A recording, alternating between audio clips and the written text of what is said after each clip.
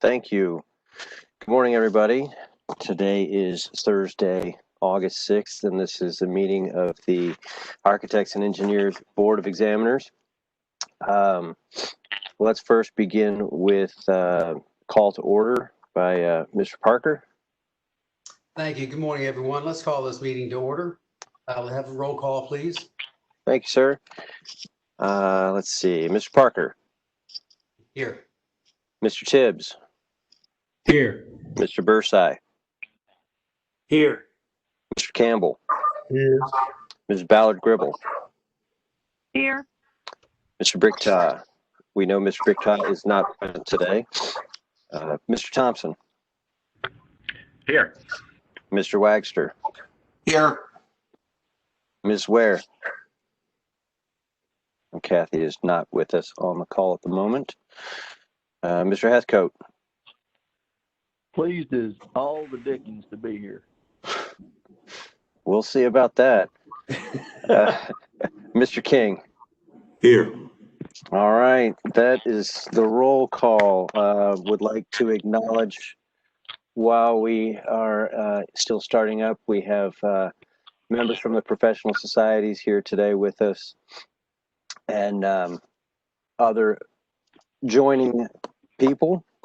Small announcement. We do have a rulemaking hearing starting up today at 11 o'clock. So we would like to try and resolve all items before the board with at least maybe a 5-minute window so everyone could take a break before the rulemaking hearing if that's possible. So as you're speaking today, please be mindful of your time so that we can move expeditiously through this agenda. Before we get to the statement of necessity, are there any review or any agenda reviews or changes or additions that anyone would like to make? Michael, we have not had on our meeting agenda the definitions of the professions, which started before you became our executive director. So we need to put that back on the agenda for October, if not today. This is Susan, by the way. I'm sorry. Sure. I know we were waiting on the architects, and with COVID, things have probably just been put on a shelf for now. But I didn't want us to leave it off of our to-do list or action items, and so I just wanted to bring that up. Okay, I will make sure to put that on for the October meeting for sure. If we have time, maybe we could touch on it somewhat today. Let's see. Any other suggestions or additions? Okay, there being none, Maria, would you read us a statement of necessity, please? Yes, thank you. Good morning, everyone. This is a scheduled meeting of the Tennessee Board of Architectural and Engineering Examiners, which is taking place by electronic means utilizing the WebEx teleconference application on Thursday, August 6, 2020. Notice of this meeting was posted to the board's website on July 30th, 2020. As there is not a physical quorum present, a statement of necessity is read into the record and filed with the Tennessee Secretary of State as required by statute. Pursuant to TCA 844-108C2, if a physical quorum is not present at the location of a meeting of a governing body, then in order for a quorum of members to participate by electronic or other means of communication, the governing body must make a determination that a necessity exists. That determination must include a recitation of the facts and circumstances on which it was based. Further, TCA 844-108A3 defines necessity as matters to be considered by the governing body at that meeting require timely action by the body, that physical presence by a quorum of the members is not practical within the period of time requiring action, and that participation by a quorum of the members by electronic or other means of communication is necessary.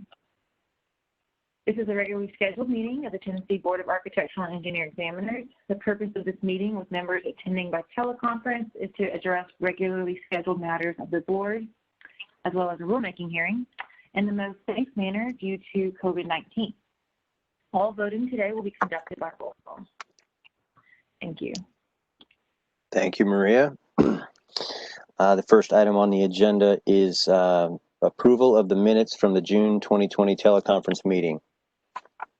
We'll need a motion to proceed with that. So moved. This is Robert. So moved. This is Frank. I second the motion. Okay, this following vote is to approve the minutes from June 2020 meeting. Mr. Parker, Yes. Mr. Tibbs, Yes. Mr. Bursai, Yes. Mr. Campbell, Yes. Ms. Ballard Gribble, Yes. Mr. Thompson, Yes. Mr. Wagster, Yes. Mr. Heathcote, Yes. and Mr. King. Yes. All right, minutes passed. And next will be nominations for board officers. This will also require motions as well. The nominations committee met back on July 7th and came up with 3 candidates for officership. Chairman Brian Tibbs, Vice Chairman Ricky Bursai, and Secretary Mr. Ben Bricktott. Rick Thompson is the chairman of that committee. And Mr. Thompson, have I missed anything? No, Michael, I think that's in order. I guess we need a motion from one of the board members to approve that and vote? Is that in order? All right, could we get a motion, or is there any, let's get a motion, and then if there's any discussion, keeping in mind that the floor is open for additional nominations. So we may want to do that before we get a motion. So, hey, Rick, and since this is coming from a committee, then technically it doesn't, we don't need a motion. The motion's been made, and there's a second in place as well since it comes from a committee.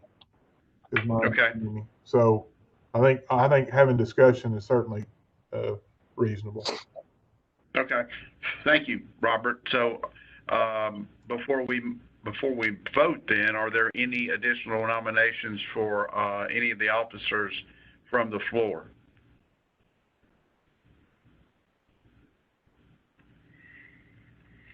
I take that as a no. Given that we have no additional nominations, I would like to call for a vote. Okay. Do we do that roll call there, Michael, or how are we doing that? We can, and I believe since there are no additional nominations, would you like to vote for all 3 on block, or would you like to do each one individually? I think we should do on a block, just for time's sake, if there are no exceptions. Okay, I don't hear any. So this ballot is Mr. Brian Tibbs for chairman, Mr. Ricky Bursai for vice chairman, and Mr. Ben Bricktott as secretary. I will call the roll. Mr. Parker. Yes. Mr. Tibbs. Yes. Mr. Bursai. Yes. Mr. Campbell. Yes. Ms. Ballard Gribble. Yes. Mr. Bricktott is not with us. Mr. Thompson. Yes. Mr. Wagster. Yes. Kathy still has. Mr. Heathcote. Yeah, I'm here. Oh, Kathy is here. Kathy Ware has joined us. Please, we'll make a note of that in the minutes. And Kathy, were you able to hear the candidates? I did not, but I'll vote yes anyway. Okay, just for your reference, it's Mr. Tibbs for chairman, Mr. Bursai for vice chair, and Mr. Bricktott for secretary. Let's see. you. That's a yes vote for Kathy. Alton, did you say yes? I did say yes. Okay, and Mr. King. Yes. Thank you. That the officers pass. Congratulations, Mr. Tibbs. Thank you. Next item on the agenda, we'll move to the professional society reports. And Ashley, since you start with A, why don't you go first? Good morning, everyone. Can you hear me? I'm good. Yeah, I see the little speaker running. So, it's Ashley Cates. I'm Executive Vice President of AIA Tennessee. Miss seeing your faces. So, give you a quick update on what we've been doing at AIA Tennessee. We've been monitoring the legislative session. The special session is going in next week, and we will be taking a look at what the Tennessee General Assembly is doing regarding to liability and COVID, and as well as we're working on our conference this year was canceled. It was going to be in July, and we had to cancel it due to COVID. And so we are actually partnering with state components, AIA Georgia, AIA South Carolina, North Carolina, to be able to come together and provide continuing education online. We've also partnered with our local components. And so we feel through the various partnerships that we've had in promoting continuing education that the AIA members have had opportunities to obtain their continuing education. And so we're excited about this possibility. The genie's out of the bottle, so we will continue. We'll probably continue to do more online continuing education next year and over the course of this year as well. So the conference is going to be September 15th and 16th and 17th, and it will be online. Registration opens up, I believe it's tomorrow. So if anyone else is interested outside of our architect members of hopping on, and it's full of design. We've got about, I think, 36 speakers over the course of 3 days. So there's various tracks. So we're excited about that. And we're going to have our annual business meeting will be October 1st, and it will also be virtual. So it's just going to be an interesting time, and we'll get through it. But if you have any questions, just let me know, and I hope to see you all soon.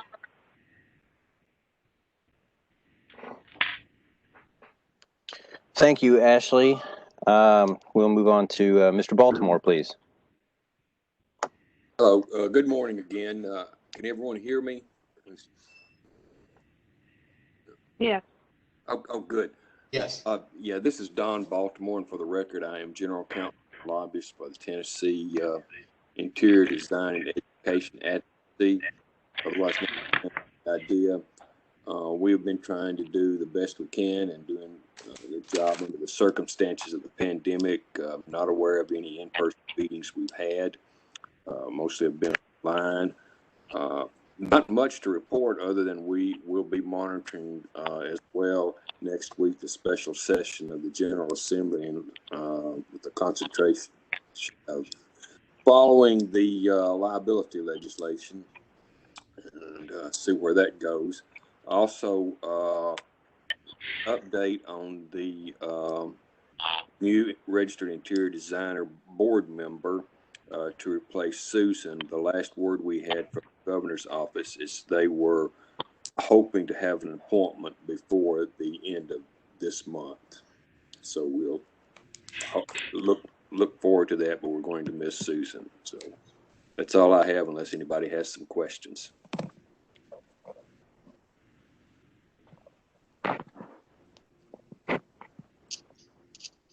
All right. Does not sound like there are any questions. Thank you, Mr. Baltimore.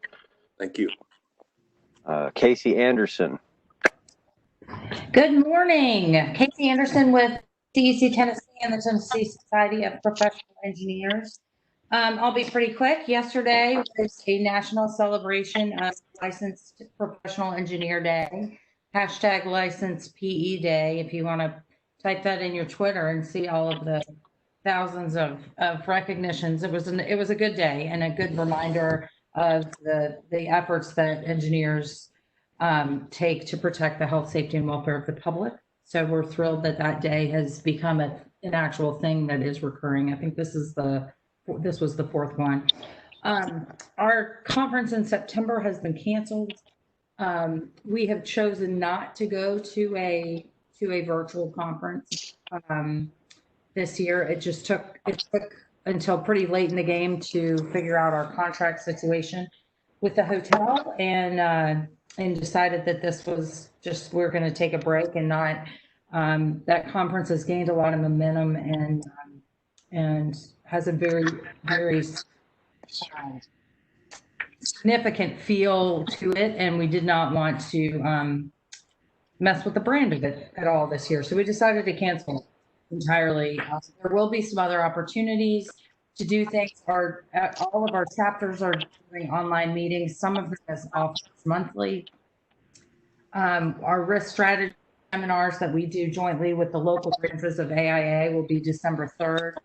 Those are usually traveling around the state. This year instead, we'll do them virtually, and they will all be on one day. So that should be a good opportunity as well. We've been pretty involved at the legislature with the liability bill. And I'm probably going to jump off this call a little bit early, but it's we're thrilled that the governor and the speaker and lieutenant governor have decided that it is important enough. I think when we've got all of our folks on this call who are out as essential workers, and your registrants have been considered essential, we've got to put some protections in place for them and for their businesses. So we're really excited that we were upset that we didn't get it done at the end of session. And so hopefully we will move the needle this time. The last thing, I'm hoping Nathan's on the call because I love to hear him talk about this, but today is election day. A number of our friends we've got a number of contested primary elections this year. And so what we're looking at today might look different tomorrow. So we shall see. But is Nathan on the call? Because I am. I'll pitch to him and let him. Hi there, I'm here. Your turn, go. Okay, thank you. Is it okay, Michael, to go? It is. I was just going to call on you. So proceed. I don't usually get introduced by Casey. Hi, good morning, Mr. Chair, members of the board. This is Nathan Ridley on behalf of the Tennessee chapter of the American Society of Landscape Architects. It's like Ashley, like y'all the speakers, I miss seeing y'all live and direct, but this will have to do because we're going to get through it. Casey mentioned, I know all of y'all have voted, but be sure all your friends and family vote today. The polls will be open until 7 o'clock this evening. It's 2 elections in one. It's the primary election for state and federal offices, but it's also what will drive a little turnout in some of these races. It's the general election for some local races. So here in Davidson County, the Election Commission has taken great pains to make folks feel comfortable at the polling places. So hopefully you'll exercise those rights. Folks talked about special session. There'll be probably of interest to the folks in this meeting will be that liability bill. It might be a tempest in a teapot, but it's going to pass. So that's the business community will be very happy with that. Something that happened here in Nashville that'll bore some of y'all, but it'll be of interest of some folks on the call. The landscape architects got engaged at the Metropolitan Council, which is a story in and of itself, with, of all things, a lobbying ordinance. It almost takes the state law and overlaid it on the code, the charter, if you will, the metropolitan government, which all sounds really boring until you got to reading it and you thought maybe a design professional was all for any work they did was going to have to register as a lobbyist, because in y'all's daily work, you interact with planning commissions and codes departments and street departments and stormwater boards and just a whole host of land use regulatory authorities. But we work very closely with the Middle Tennessee chapter of AIA. Steve Powell's the chair, and he was a good scout and was very helpful. And ultimately, the sponsor, Kathleen Murphy, who happens to be my council member, was good to work with. We probably went through 4 or 5 drafts. It passed on third and final reading on Tuesday night. So I think design professionals will continue to be design professionals. If in your letter of engagement for work in Nashville, part of your engagement is to ensure passage of the rezoning ordinance by the council, you will have to lobby. And I think that might have been the case under their old charter as well, but not many folks were doing that. But Kathleen was pretty good to work with and was very helpful. Ended up, AIA and the LAs supported the ordinance. And then the last thing I have, I'm talking too long, Blair Parker, just like I'm working with the governor's office to see if we can get him reappointed to this board. He's been kind enough to be willing to serve again, so we're excited about that. And like Don, I think that'll happen here probably by the end of the month. Thank y'all. Nathan, thanks. This is Blair. Nathan, I'm actually having a telephone conversation today with Alex Martin regarding that. So we'll see how that turns out. But thank you. Good. Okay. Thank y'all. Great. Thank you, Mr. Ridley. Look forward to meeting all of the professional society folks in person one day, as well as the rest of the board. Now for the legal case report, Stuart, would you mind going through the legal report, please? Sure. Good morning, everybody. This is what I'd like to do, just because of time constraints. I'd like to read the case number, give just a quick summary, maybe of what the allegations are and the recommendation, and then also the reviewer, and then maybe have a discussion or questions about it. If there are no questions, then we can go ahead and the chair can go ahead and make a motion and get a second to approve or make any changes. Would that be okay? That sounds good to me. Okay. So number one, we have case number 20200257791. This is the respondent has failed to provide a firm disclosure. The respondent believes that they're exempt because they're not providing any services to Tennessee residents.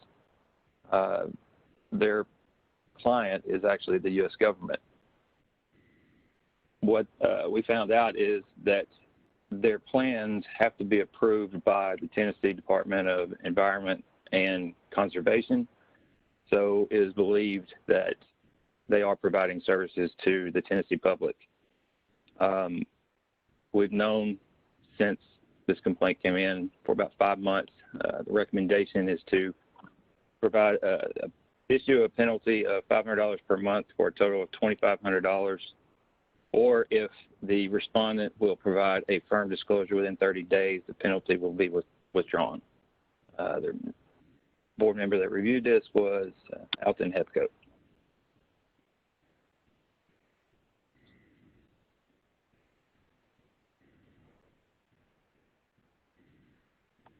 Are there any questions?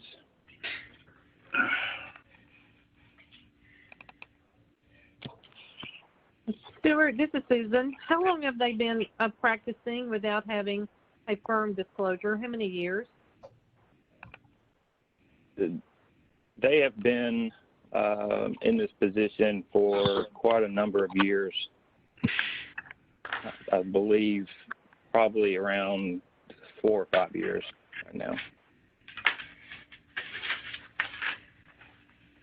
I guess I don't understand why we would withdraw the penalty, because if they've been doing this for 4 or 5 years, then to me they ought to have the penalty and be required to do the firm disclosure. That's just my opinion. I'm not an engineer, so gentlemen and ladies, go right ahead.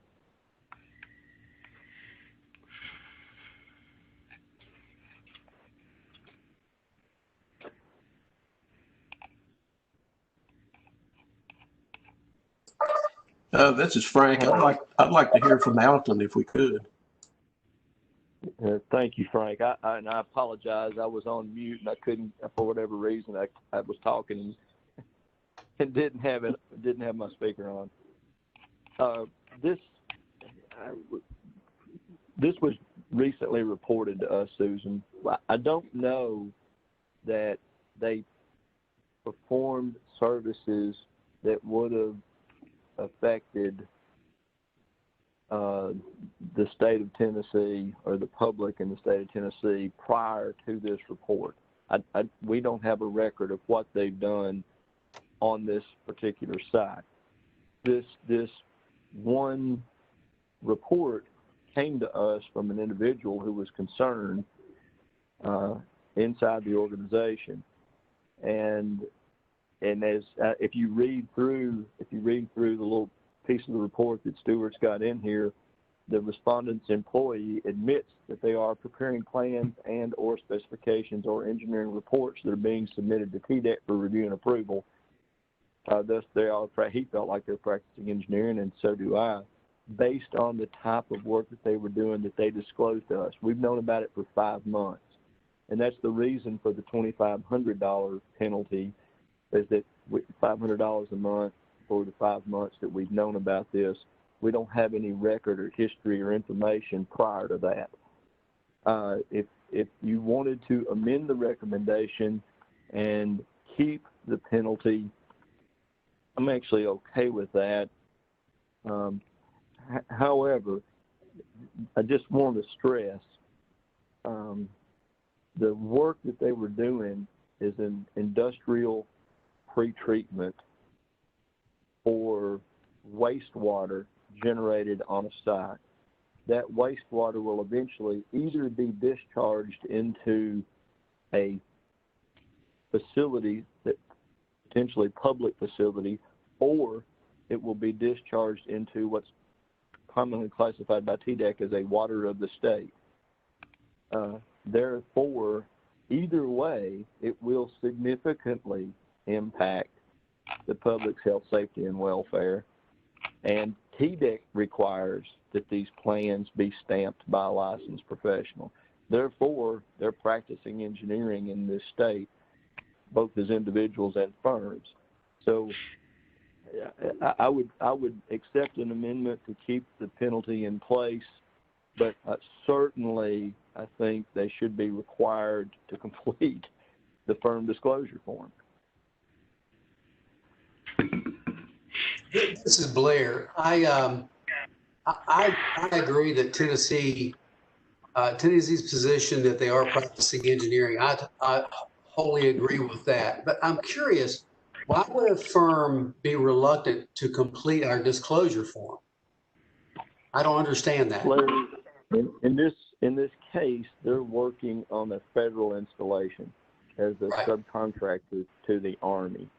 And they feel like they should be considered exempt because they're working on a federal installation. But we don't grant them relief from that, particularly if they're doing work that could affect the public's health, safety, and welfare. And the design of a facility that will discharge either into a public waterway or a public sewer system certainly affects the public's health, safety, and welfare. And again, they're submitting plans to the Tennessee Department of Environment and Conservation for their review and approval with engineer seals on it. Yeah. This is Robert. I think what I agree with kind of what Blair didn't say maybe, and he did say, but I mean, what harm is there to having a public a disclosure form filled out? I mean, it's not. You don't. It's just basically saying we've got somebody in charge of the work, and we're here in Tennessee doing engineering work. I mean, there's no. I can't think of any downside to filling out that form. That seems kind of crazy to me that somebody would be hesitant to do that. Yeah, Robert, I agree with that. I'm not clear, and they didn't give an explanation really for why the specifics of why they don't want to do it, just that they feel like they should be exempted from it. And in addition to that, while I don't think it's a financial issue, it's my understanding that the cost of filing one of those disclosure forms is very small. I don't think there's any cost to filing it. I think that it may be $25 or something like that. I don't think so. I think it's There is no cost for the firm disclosure with the state. So those firms for all 4 different categories do not have a cost. They simply need to report who the person in charge is. That principal in charge might sometimes be the issue, but no, there is no cost. Yeah, you're right. And this is Roxanne. I apologize. Yeah, this is Alton again. I'm thinking about filing with the Secretary of State's office For a business license. incorporation. Yeah, that would be different, yes.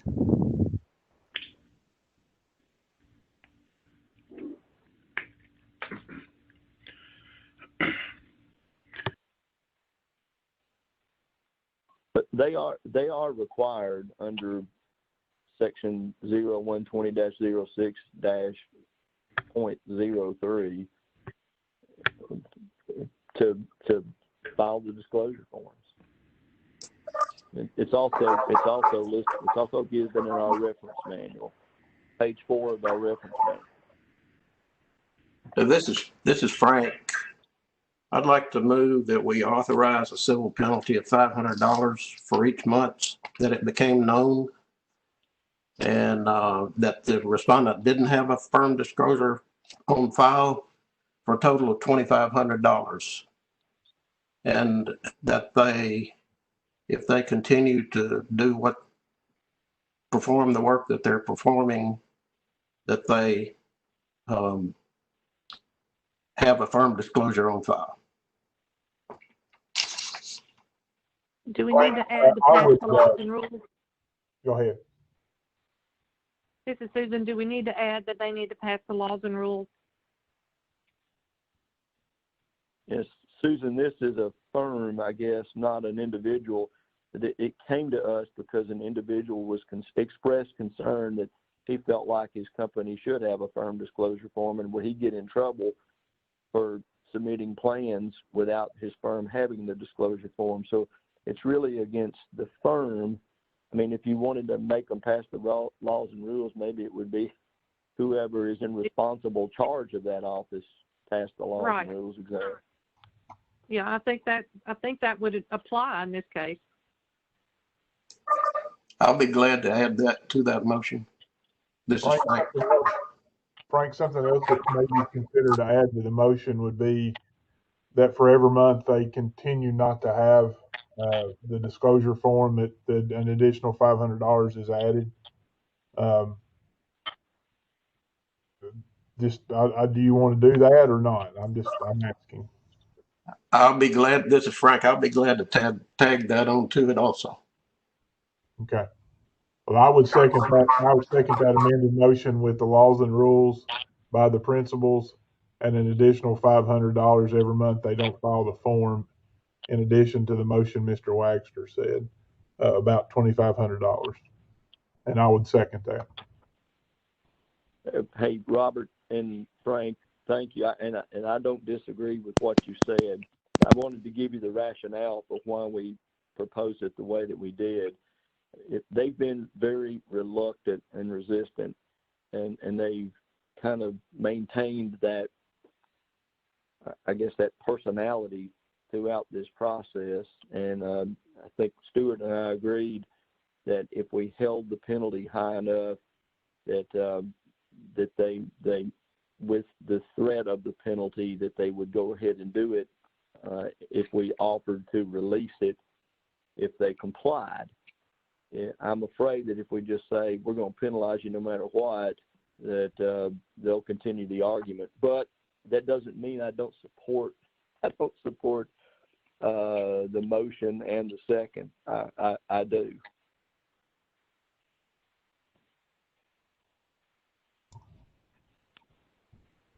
This is Robert. I think I appreciate the wanting to get them to sign the firm disclosure form, but at the same time, I think getting them to sign the firm disclosure form and then recognizing they need to, because of this resistance that they've given you, they need to realize that, you know, there is a cost for not doing the right thing. And we try to be forgiving and all that, and I agree with the tack that we take most times. But when somebody kind of digs their heels in, and it impacts the public health and safety, I think it's incumbent on us to dig our heels in as well, and penalize them. This is Susan. Do we need to give them a deadline on this? We said 30 days, Okay. and 30 days is a reasonable amount to reply. Okay. But I suppose we would delete the reference to the penalty being withdrawn and just keep the 30-day response. Okay. Board members, before Michael, this is Roxana, takes a roll call vote for your motion and your second. I want to ask Stuart a question more from the how to track this when and if they do complete the disclosure form and pay the amount. Stuart, what happens if they take 50 days or let's say 75? How are you all going to adjust the amount? And are you then going to follow up with the extra 1,000 or so that they might owe? I'm just thinking that added amount for every month delayed, how that's going to impact the legal team on collecting that. Just a question. Yeah, that's a good question. I do. Roxana, Yeah. this is Alton. Yes, sir. I think we could sort of handle this like you would a typical construction project. We're giving them a certain amount of time to complete that. If they run into some issue or problem where they can't do it, there's something that's beyond their control, then they can contact Stuart or whoever, Michael, and request additional time to be allocated in order for them to have a reasonable amount of time to complete it. And I understand that complaints are handled that way often because we want to work with them. We even do payment plans, so that makes sense. The issue, of course, here is they think they fall under some type of exemption, right? Which is why they haven't done it. So my thought is they're going to get a consent order if we vote on this for the $2,500, what to do in 30 days, that their principal in charge, and we don't know who that is because they haven't filled it out, needs to take the laws and rules. And then for every additional delay, an extra 500. It just makes it a little bit difficult for legal to determine at which point the case could close and at which case we have to move it to collections if they only pay the $2,500, but by then they owe an extra 1,000. I just wanted to lay that out, that I do hear and understand the additional amounts added, but from a perspective of actually collecting it or having to go to litigate because of the additional amounts, I just don't know how that would play out. I just wanted you all to think about that piece. Yeah, and this is Stuart. I agree. I think if you want to go higher on the penalty, that would be better than trying to keep up with if they're not responding within a month or not responding within 6 months or whatever. I mean, I think it's better to go ahead and issue a higher penalty, and then hopefully we can get this resolved in the next 30 days. Agreed, Stuart. I think that's the only way you all would be able to track and manage it rather than a consent order that really doesn't have a final ending number. Right. I don't think we've ever done. No, we haven't. A reoccurring charge. Right. Right. I will mute myself.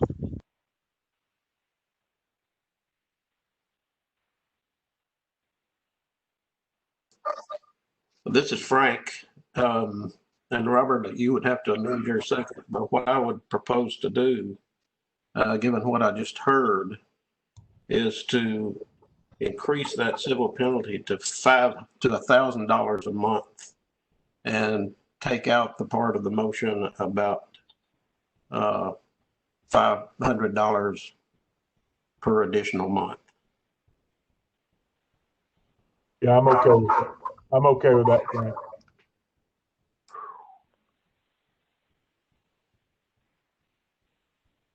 So I wonder if we don't, this is Blair, I wonder if we don't, Robert, you've removed your second, and Frank, you are revising your motion? I'm revising the motion to up the civil penalty to $500 for each month that we're aware of, for a total of $5,000. To restate that, you mean 1,000 per month? That's correct. Okay. I'm sorry, that's correct. Okay, so the recommendation we have in writing from Stuart, you're basically keeping that recommendation that as your motion, just changing the $500 to $1,000 per month. Yes. Okay.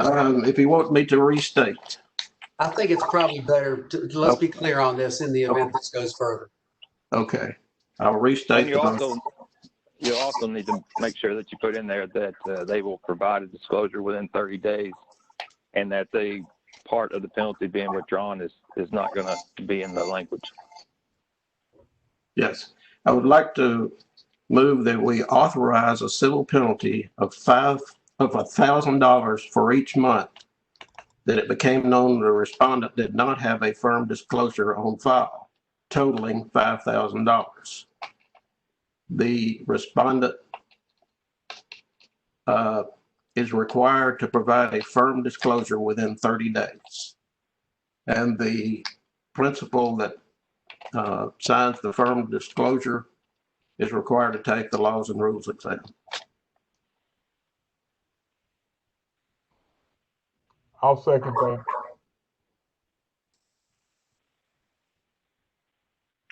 Okay, we have a motion and a second. Motion by, I'm sorry, was that Frank? Did you make the motion? Yes, I did. Okay. Motion by Frank Wagster, seconded by Robert Campbell. I will call the roll. I've got a question. I'm sorry. I hate to belabor this. In your motion, are we removing the penalty if they provide their firm disclosure in 30 days? No. No. Okay. That's what I thought. I just want to make sure. Thank you.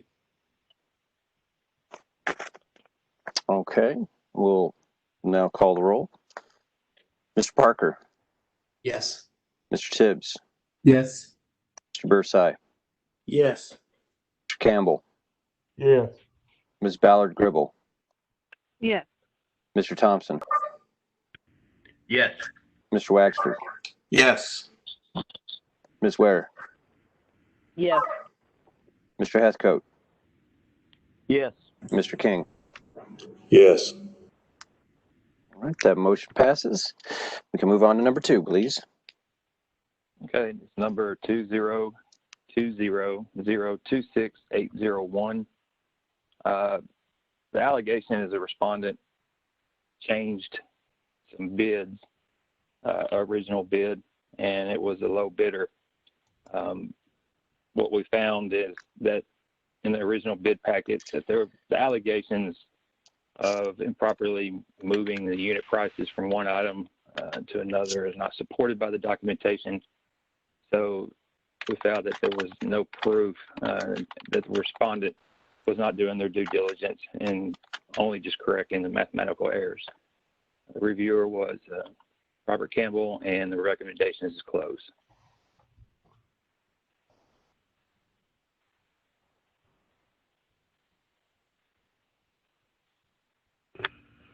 This is Rick Thompson. I make the motion to accept the recommendation. This is Susan Ballard-Gribble. I second.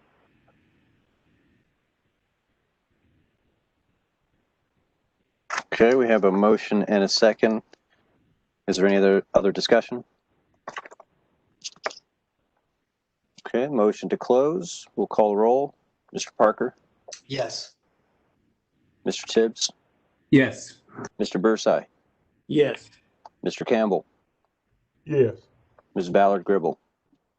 Yes. Mr. Thompson. Yes. Mr. Wagster. Yes. Ms. Ware. Yes. Mr. Heathcote. Yes. And Mr. King. Yes. Okay, that motion passes. We could go to number 3, please. Wait just a minute, Michael, before we move on, when we're taking roll, and I just don't want things to get muddied. And it's not because I don't love Alton and Mr. King, but they're technically not supposed to be voting, and I just don't want that to sway an action that we take. Noted. Thank you. I apologize. This is Roxanna. Maria, you can pipe in. It's my understanding that they are not voting on applications and engineer things specifically, but on all board No, business. They're not voting on anything in a board meeting because they're not voting members.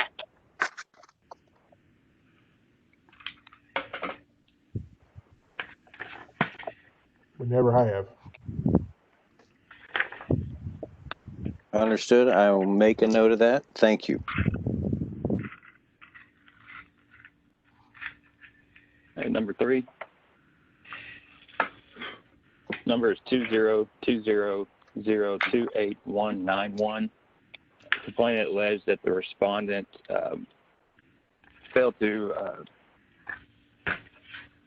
the respondent gave a report hired by the insurance company. The complainant had a hole in the back of the house. She felt like it was causing damage.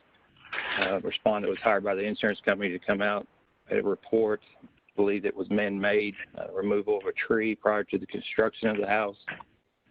The insurance company denied the claim. The complainant made another claim, and the respondent came out the second time, and they felt like that it could be a leak from a sewer pipe. Before the second inspection, the city came out and did a dye test, and it looked like that there could be some type of leak because it was coming back out from the back of the house. So the respondent concluded in the second report that the cause of the hole could be from soil erosion and there could be a leak. However, both inspections found that the damage inside the house was not caused by this hole. It was more of, there was some moisture underneath the house. There was no vapor barrier, and the joists were a little squishy, I guess. The board member that reviewed was Ricky Bursai, and the recommendation is to close because there were no violations of professional standard of care.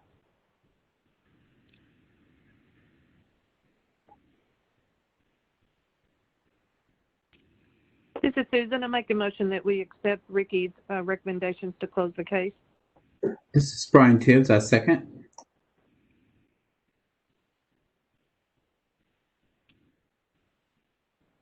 Sorry, I was still on mute there. Is there, we have a motion and a second. Is there any other discussion? There being none, I will call the roll. Mr. Parker. Yes. Mr. Tibbs. Yes. Mr. Bursai. Yes. Mr. Campbell. Yes. Ballard Gribble. Yes. Mr. Thompson. Yes. Mr. Wagster. Yes. Ms. Ware. Yes. All right, thank you. That motion passes. Number 4, please. 20200030501.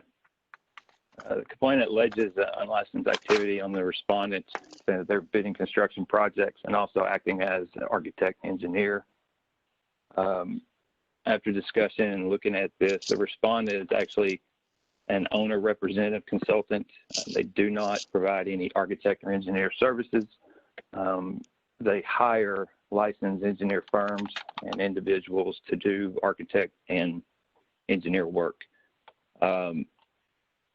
The complainant also filed a complaint with the Board of Licensing Contractors. They did an investigation and revealed that the respondent does not provide construction, architect, or engineer services. The reviewing board member was Alton Heathcote, and the recommendation is to close.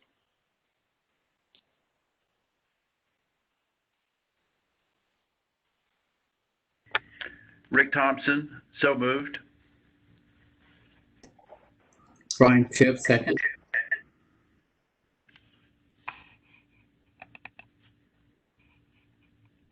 Okay, we have a motion to approve. Is there any further discussion? Yeah, Okay. this is Kathy. I'm just curious as to whether or not if we had a definition of engineering, which includes some of the things that they say they're doing, would that change our response? And Alton, I'm specifically talking to you because I know you reviewed it. Thank you. Yeah, thank you, Kathy. Not really. I mean, the services that they have on their website are services that they employ a licensed engineer to perform. So, or as a subcontractor to them. So no, it wouldn't. Well, I'm sorry, I'm a little confused. They say that they subcontract engineering services. They do. They're actually more of a material supplier, and they subcontract the construction. They subcontract the engineering. If it requires design, sometimes all they're doing is providing material to a site. On the occasions where they're actually hired to sort of supervise the installation to ensure that it goes in accordance with their requirements, then they employ professional personnel to assist with that process as subcontractors. Well, I think that if in the future, if we were to discuss the definition of engineering, I think the supervision of and subcontracting of engineers to provide services to owners that go through them contractually would make them subject to licensure, just as a comment. Well, they are working for an owner. In this case, it was a school board. They're asked by the school board to provide that service. They would be the owner of the project. They ask them to acquire whatever services they need in order to ensure that it, well, in their case, doesn't violate some sort of a warranty or a guarantee for the performance of the product.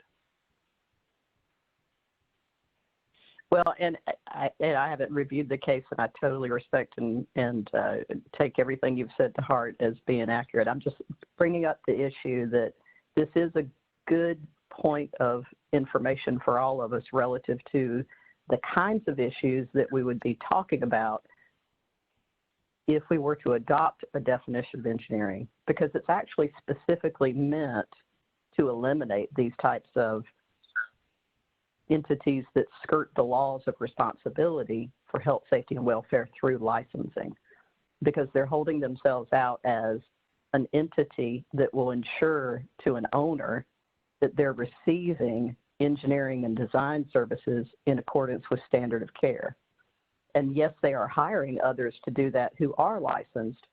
However, a lot of times these entities bid those services out because they can. They're not a government agency, and so they find a way not to be held to the no bidding of professional services rules.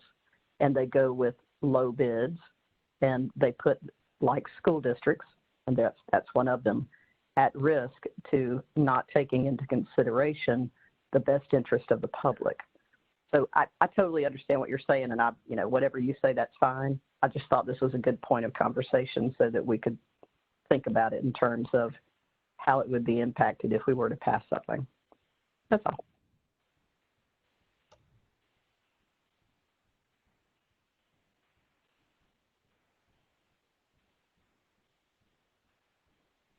Okay, thank you for that. Is there any further conversation? Okay, if not, I will call the roll. Mr. Parker? Yes. Mr. Tibbs? Yes. Mr. Bursey? Yes. Mr. Campbell? Yes. Ms. Ballard Gribble? Yes. Mr. Thompson? Yes. Mr. Wagster? Yes. Ms. Ware? Yes. Thank you very much. Number 5, please. 20200388091. Respondent self-reported practicing on expired license, expired on April 30, 2019. The respondent had, his wife was suffering some health issues and passed away, and pretty much dealing with the funeral arrangement, it just slipped his mind. However, he did not stamp any projects while it was expired. He has renewed his license, reviewing board member with Stephen King, and recommendation is to close.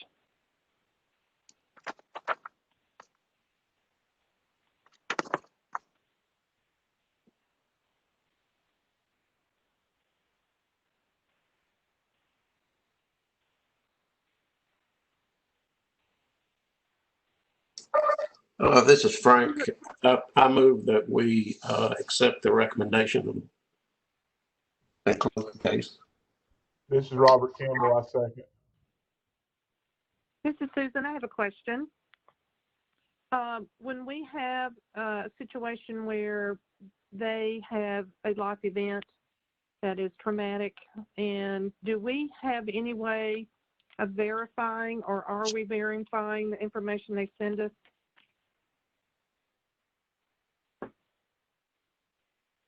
Yes, we try to verify everything that they're saying.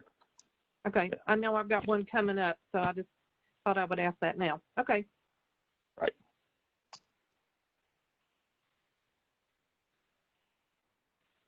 Okay, thank you. Is there a second? Yes, Mr. Campbell seconded.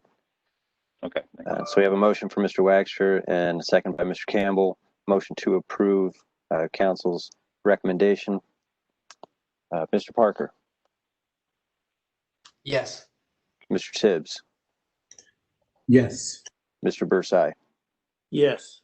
Mr. Campbell, Yes. Ms. Ballard Gribble, Yes. Mr. Thompson, Yes.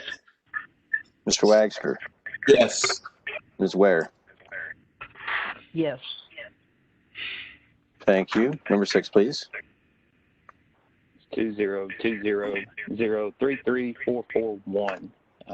Complainant is alleging the respondent worked on a storm water drain easement located on their property, and they failed to design an appropriate solution and oversee the installation. Respondent denies the allegations and explains that the complainant approved and signed a release for the design before construction. The complainant was also responsible for cleaning debris from grates that were installed, and then based on the photographs and detailed information provided by respondent, the design is sound with no signs of erosion around the pipe or noted failure of the driveway. And the reviewing board member was Robert Campbell. Recommendation is to close.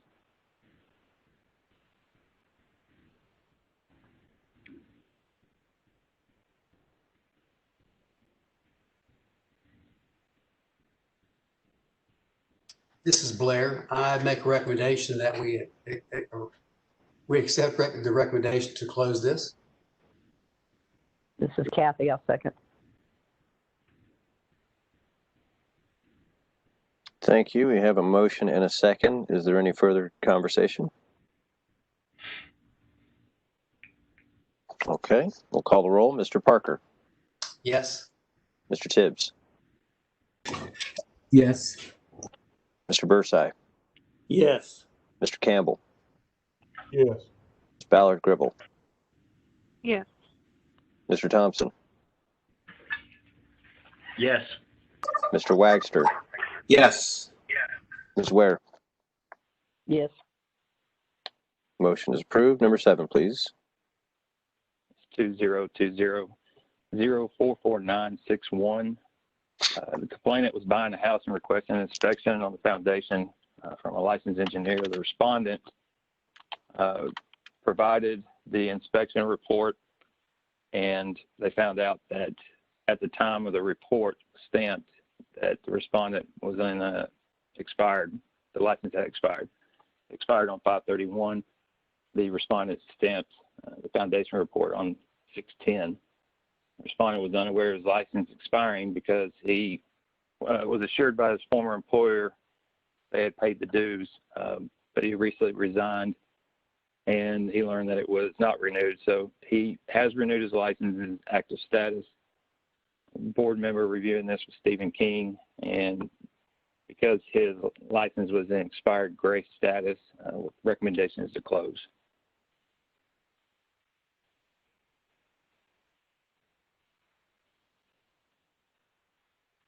This is Blair. I'll make a motion to accept the recommendation to close this item. Brian Tibbs, I'll second. Thank you, gentlemen. We have a motion and a second. Is there any further discussion?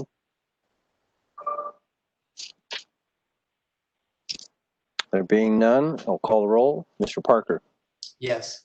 Mr. Tibbs, Yes. Mr. Bursai, Yes. Mr. Campbell, Yes. Ms. Ballard Gribble, Yes. Mr. Thompson, Yes. Mr. Wagster, Yes. Ms. Ware. Yes. Motion is approved. Thank you. Number 8, please. That's 2020-048711. The respondent self-reported practicing on an expired license that expired on January 3rd, 2019. He explains that we're in a management role during this time, but did not stamp any plans in that role, and the license has been renewed. The reviewing board member was Stephen King, and the recommendation is to close.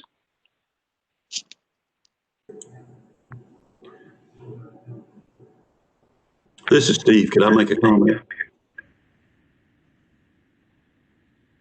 Yes, sir.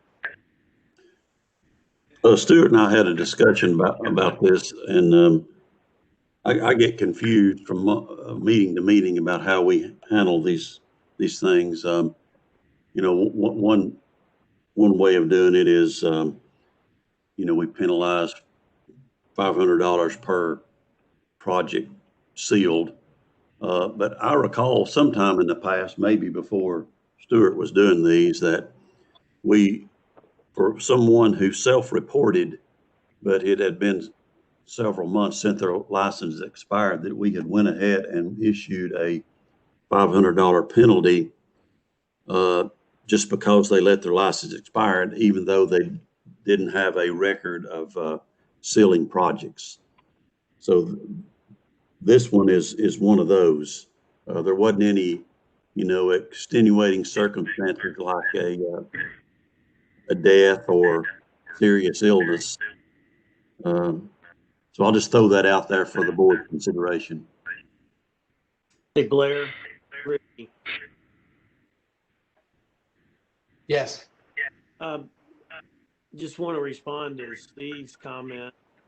Steve, I remember the same thing, that we have issued a fine for someone who let their license lapse and continue in their position, even though they didn't stamp any plans. And the way I remember it is they were still in a position with their engineering firm holding themselves out as a licensed engineer, in other words, so that it, you know, whatever phone call they were on or whatever meeting they were in, they were holding themselves out as a professional engineer, or the public would think they were a professional engineer.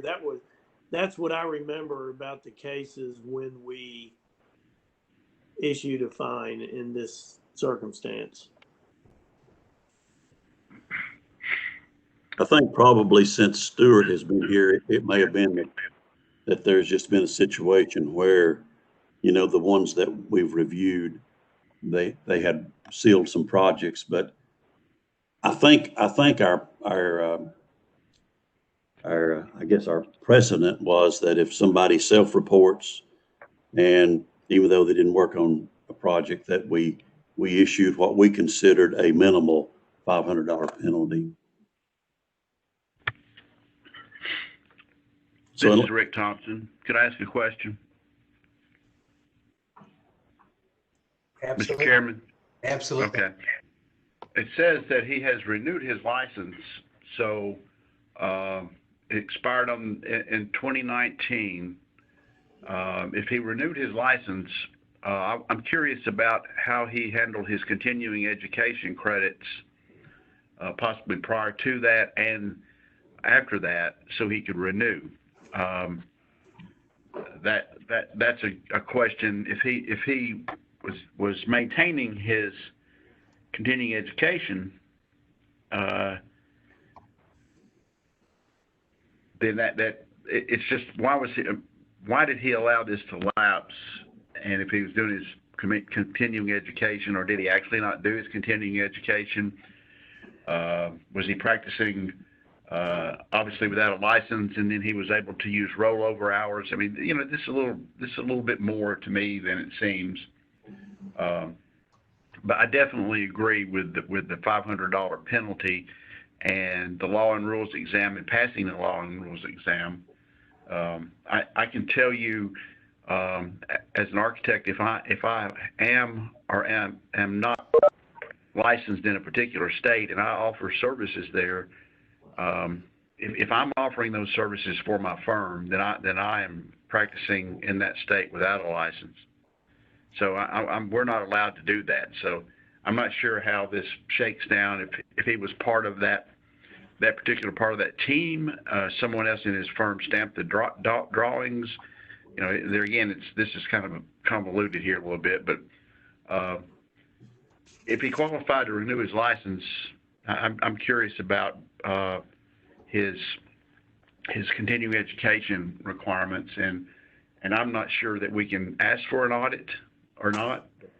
I certainly would be in favor of an audit on his continuing education credits as well. So, question statement. Thank you. This is Stuart. On his reapplication, he turned in the continuing education form showing that he was keeping up. He basically said he was going through a bunch of personal turmoil, transitioning into management, and then he just didn't realize that it had lapsed. He thought he had renewed it back in 2019.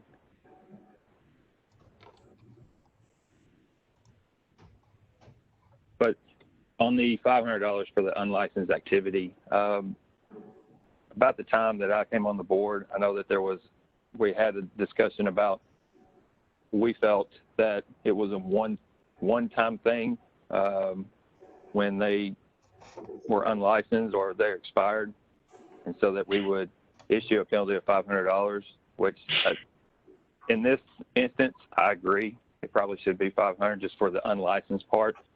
But then instead of doing the unlicensed, what we were doing to be consistent was penalizing $500 per stamp during the expired period.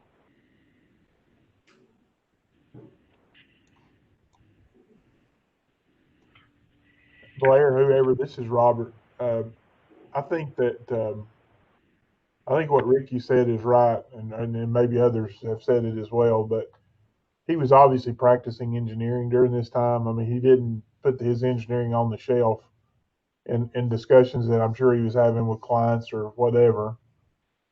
He was holding himself out to be an engineer, and I think if you do that, then our rules are pretty clear that you need to be licensed. And so I think a $500 penalty is certainly warranted in this case. You know, I understand personal turmoil and changing things and all this, but you know, this is a pretty good period of time that he went through not having that taken care of. So I'll make a motion that we send a $500 penalty for practicing without a license, and ask him to take and pass the law and rules exam. This is Ricky. I will second that. Okay, we have a motion on the floor and a second. Any further discussion? Seeing none, let's call the vote. All right, thank you, sir. Mr. Parker? Yes. Mr. Tibbs? Yes. Mr. Bursai? Yes. Mr. Campbell? Yes. Ms. Ballard Gribble? Yes. Mr. Thompson? Yes. Mr. Wagster? Yes. Ms. Ware? Yes. Thank you very much. We can move to number 9, please. Okay. Number 9 is 202004871. This is going to be pretty much the same thing as the last one.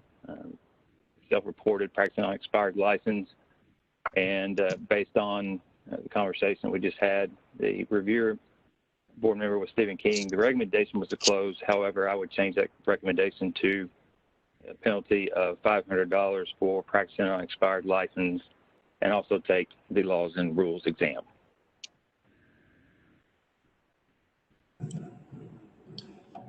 This is Kathy. I'd like to make a motion to accept your recommendation. This is Susan. I second. Thank you very much. We have a motion and a second. Is there any further discussion? Okay, not hearing any. Mr. Parker, Yes. Mr. Tibbs, Yes. Mr. Bursack, Yes. Mr. Campbell, Yes. Ms. Ballard-Gribble, Yes. Mr. Thompson, Yes. Mr. Wagster, Yes. Ms. Ware. Yes. Thank you. We'll move on to number 10, please.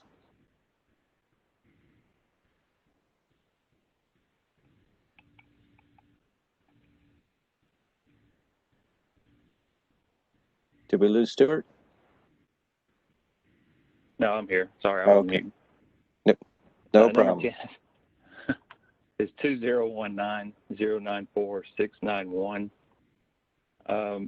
This was a board complaint where the respondent was using the term professional engineer on their website. However, it was determined that the respondent is actually an industrial hygienist and does not require a license, but because they were using professional engineer and offering services in Tennessee, we issued a civil penalty of $1,000 and demanded to remove any reference to professional engineer. The respondent is actually licensed in Kentucky. He was very cooperative by changing the professional engineer to show that there was a licensure in Kentucky only on his website. When we started, he requested a informal conference, and we had that, and we determined that that the actual complaint was never sent out to the respondent. So the first time that he heard anything about this was when he received the consent order. Felt like the due process had failed in this, and so for that reason, we are requesting that this complaint be closed since he was cooperative and did change to show that he's only licensed in Kentucky. He did that immediately. The issue of not sending the complaint to the respondent, that's been addressed so that we can avoid any lack of notifications in the future. So the recommendation is to close. Stuart, before this is Alton, and I reviewed this the first time, and I've read through Kathy's informal teleconference and the recommendations. I continue to have an issue with this. The individual that we're talking about doesn't practice in Kentucky, to my knowledge. He's headquartered near Nashville and works almost exclusively in the Nashville area. And he had professional engineer on his website. And again, he is licensed, but he's not licensed to practice in Tennessee. And he should know that because in 2010, he was penalized for holding himself out as a professional engineer on an expired license. So he should know what the laws and rules are. And I also knew that he was not licensed in Tennessee because he applied for licensure in Tennessee and was denied. So I have a problem with just simply closing this. We've had someone that held themselves out as an engineer, licensed in this state because his practice, although not necessarily engineering, is more the practice of an industrial hygienist, but he did hold himself out as an engineer and use the appellation engineer, and he's not licensed in this state where he's performing his services for his customers. So I have a problem with just simply closing it, but I'll defer to the board and their decision.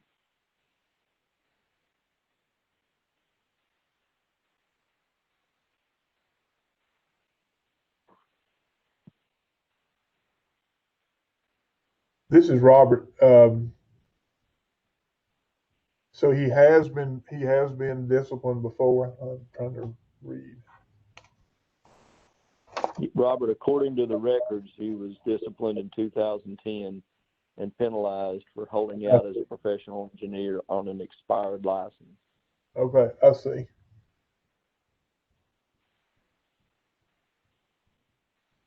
That was not this board. That was Kentucky.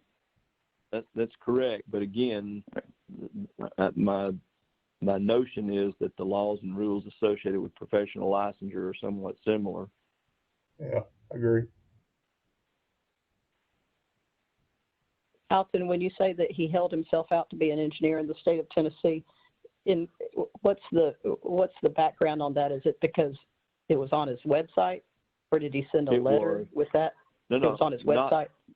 I don't know anything about when he went and met with, or what he issued as proposals to clients when he visited with them or offered to perform services, but it was on his website, and it didn't. Again, I have reviewed his website since that, and you're correct. He did change it to indicate that it's professional engineer parenthesis KY, where it was not before. It was just professional engineer. But again, he was using the appellation engineer in his information. I don't know what he indicated to his clients or in proposals he offered to his clients, but he was using the appellation engineer, and he was all of his work, or most of his work, was in the greater Nashville area. So he was performing those services and advertising those services in the state of Tennessee. And again, he had to have known that there were laws and rules that governed the use of the appellation engineer because of previous disciplinary actions. Hey, Blair. This is Ricky. I appreciate Alton's comments. I did not realize this person was basically operating in Tennessee. I guess I thought they might be in Kentucky, but I wonder if it's appropriate to keep a penalty, reduce it to $500, since he was very cooperative at the stage of this complaint, and maybe we go forward with a $500 penalty. Just a thought. Well, this is Kathy. I'm going to wait until we have a motion and a second in order for discussion, but I'll be glad to address all that once we get to that point. Ricky, are you making that a motion? I will make a motion to authorize a civil penalty of $500 and remove any reference of professional engineer from the bio or designated as Kentucky only, and take the laws and rules test and pass it. Ricky, just as a note, he's not licensed in Tennessee. I'm not sure about taking the laws and rules exam in this case and passing it, since he's not licensed, and he has changed the website. But look, I support the notion that we engage some sort of penalty. Good point, Al. Now I'll amend the motion to be a civil penalty of $500. This is Robert. I'll go ahead and second the amended motion so we can get our discussion started. All right, we have a motion and a second on the floor. Any further discussion? Yeah, this is Kathy. So since I had the conference with him and talked to him on the phone, I think that there's a couple of things in play here. Number one is there wasn't an accusation that he represented to a client or a potential client that we have proof of that he was indeed a licensed engineer in the state of Tennessee. I'm not aware of that. And if that's out there, then Stuart, please make us aware of that. But that was not presented as fact. He is a licensed engineer in Kentucky. Most of us on the board are licensed in multiple states. And I think we should take into consideration that if someone in a state in which you're not registered reads your website and you refer to yourself as a licensed professional, but you don't say, not in the state from which you're reading the website, I think that that's a little bit broad in terms of our desire to regulate. So I would caution against that. Like I said, most of us are registered in multiple states. So how would it be appropriate to regulate that activity? Secondly, but more importantly, the conversation with the registrant was that he does not feel that he was treated fairly in this instance and didn't know that there was any complaint against him until he received the consent order. And that's what caused us to go back and look at the process and determine that he had never received notice or a letter indicating that this was a question. He complied immediately, as you see in the discussion. And it is, in my opinion, what we want people to do. If we want to issue a letter of caution so that there's something in the record, because it wasn't made known to me that he had previously been found in violation in 2010. So that's, if I was told that, I've forgotten. I apologize. But that might be appropriate that we issue a letter of caution. But he wasn't practicing engineering in the state of Tennessee on an expired license, which is the same penalty that we've just imposed on people who were doing that. This is, he had a website and someone looked at it and inferred that he said he's a Tennessee PE. And when that was brought to his attention, he immediately corrected the website. Now, if there's other information that shows that he indeed was practicing without a license or inferred himself to others that he was a licensed registrant when he was not, then I think we should look at that. But I think penalizing him dollars that is equal to what others who are indeed licensed and have let their license expire or have practiced without having a license, et cetera, or stamped a drawing as if they were licensed when their license had expired. This is really getting into the nitpicky weeds of somebody read a website and has accused him of suggesting that he's an engineer. So if there is any evidence that he did suggest that he's licensed in the state, I think we ought to look at that. But I am very much opposed to a dollar fine, because I believe even a $500 fine, which is the lowest, as far as I know, the lowest level that we ever fine someone, that's still, I think, inappropriate. A letter of caution would be better, and I would offer that as an amendment to the motion. This is Blair. Kathy, I agree with your concern. If we do not have absolute proof that he is the engineer of record for so-and-so projects, that he's portraying himself as an engineer, I would be reluctant to fine him on this one. But I do think that we're in a real interesting area, because I think we're going to find more and more of this in the years to come, these type questions. Hey, Blair, I think that's true too, and I think that's something that we're going to have to face up to. That, you know, the world becomes much bigger, and people are advertising all over. And maybe again, this is something that we should look at as a rule change. That if you're in other states, they have it, but if you are in the state of Tennessee and you're suggesting that you have a PE license, then it needs to say PE parenthesis TN close parenthesis. But we don't have that rule. And so he is a licensed PE. And when it was pointed out to him, he changed that to indicate parenthesis Kentucky. So that's kind of the basis of why I have a hard time with this. Hey, Blair, this is Robert, and I appreciate what Kathy said. And my only somewhat rebuttal to that would be, at what point do we draw that line? Because you're right, this is getting to be a smaller, bigger world because of technology. But we had some of your good friends in Mississippi, Kathy, that went all the way to the Supreme Court because we had a tire company advertising with the word engineering, you know, across state lines and in different things. So, I mean, I'm trying to think, just, you know, just because I didn't know, or it was just kind of a minor thing, and it was on the web, but I really didn't mean it. Are we protecting the profession at large by not at least discouraging that with a monetary penalty?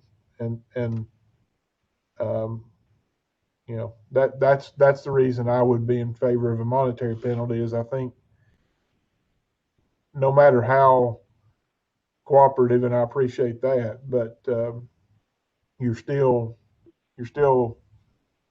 not doing exactly what you're supposed to be doing. And the more we get that action going, we can be in trouble long term. So that's my 2 cents. Blair, this is Alton. I wanted to point out, I agree with Robert. I wanted to point out 62-2-105, Section C says, a person is construed to practice or offer to practice engineering, architecture, or landscape architecture who, by verbal claim, sign, advertisement, letterhead, card, or in any other way represents that person to be an architect, engineer, or landscape architect with or without qualifying adjective, or through the use of some other title, implies that the person is an architect, engineer, or landscape architect. So by virtue of the fact that he had that in his brochures and his website, he used the appellation engineer without the qualifier that he was only licensed in Kentucky. And again, there's a couple of things. One, Kathy, you're right. Many of us do hold licenses in other states, but it's because we practice engineering in those other states. He holds a license in another state, but practices his business in Tennessee. Second thing is, while he didn't know or understand that this issue was facing him and that he was a respondent in a complaint until the CO, doesn't change the fact that the offense was committed. And I apologize that whatever, I'm not sure what happened to the point where he didn't know that he was a respondent or had a complaint filed against him until the CO. I'm glad to hear that's been corrected, but it doesn't change the fact that he committed the act. And I think one other point that you made was, unless he inferred himself to others as being a licensed professional, he didn't deserve to be penalized, but he did infer himself to be a licensed professional in accordance with 62-2-105 Part C. So again, while I'm sensitive to the fact that he didn't get this, it wasn't received correctly and he didn't have a chance to respond until he got the consent order, it doesn't change the fact that he did violate that part of our laws and rules, and therefore, as a result, should be subject to the same requirements and penalties that others are and have been. No, this is Kathy. I totally disagree that it's obvious that he violated the rules. I think that I haven't seen that. If there is a letter, a proposal, or an instance of communication that we have that is evidence that he is representing to his clients or potential clients or the public at large, if he is saying, I am a Tennessee PE, I would love to see that. However, I think that it's on his website. And again, it's probably on a lot of websites that people in certain states could read others' websites and say, oh, they said they're an engineer and I'm in Wyoming, so are they licensed in Wyoming? And I think that there's too much being assumed, like, well, he only practices in Tennessee or the majority of his practices in Tennessee. To be honest with you, I don't know that. That was never discussed. So I don't know if he practices in Kentucky. I do actually know that. When I did the research on this, I looked at that fairly extensively.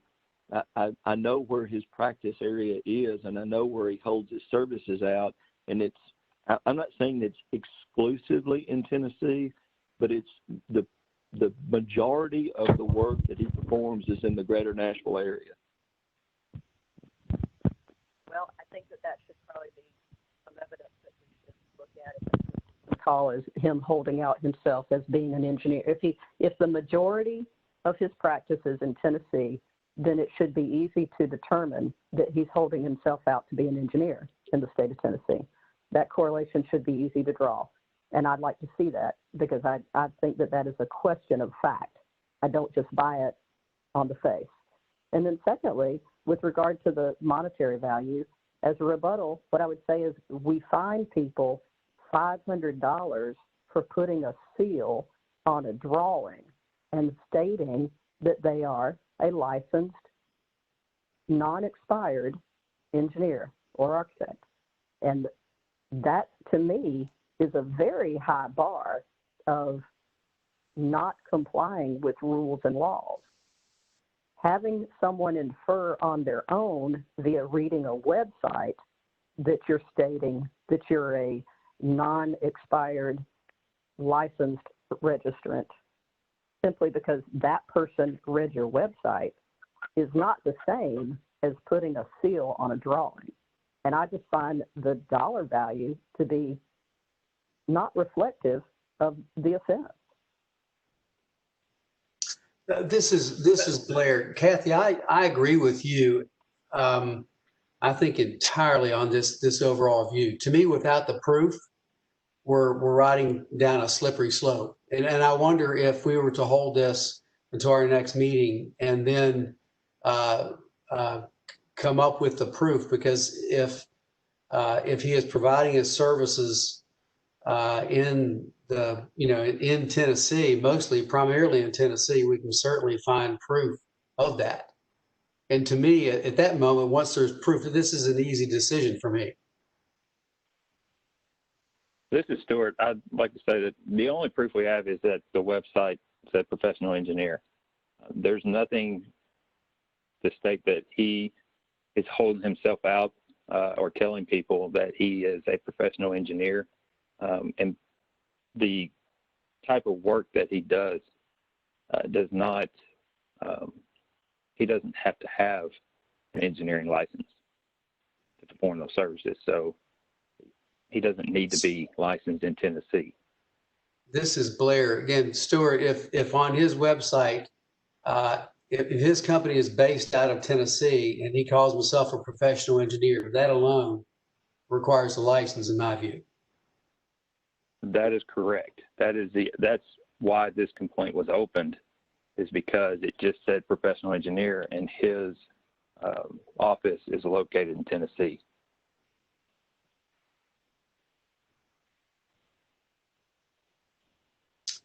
So any further discussion? We do have a motion and a second on the floor. I also like to point out that I offered an amendment.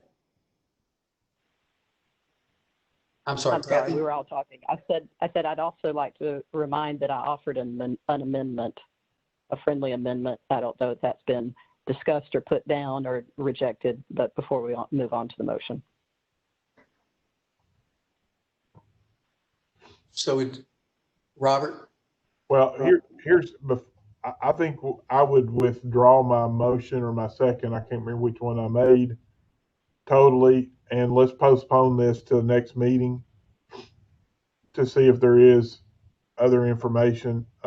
Alton seems to be pretty convinced that there's information out there. And if there's just something that did make its way onto our docket, I would like to see that before we move forward on this case.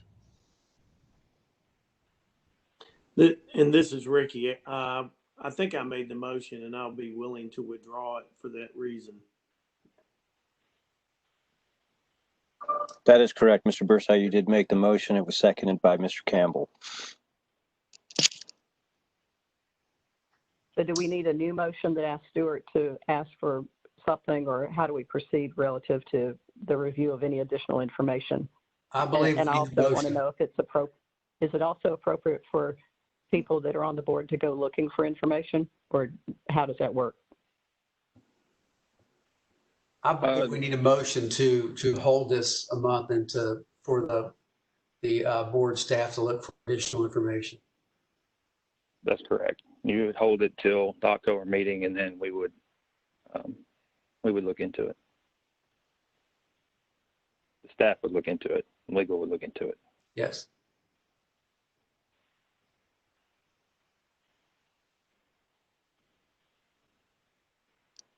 All right, do we have a motion to proceed with holding this piece to the October meeting?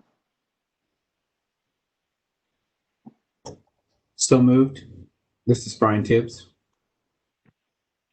Second, Susan Ballard Gribble. Thank you very much. I will call the roll. Mr. Parker. Yes. Mr. Tibbs. Yes. Mr. Bursai.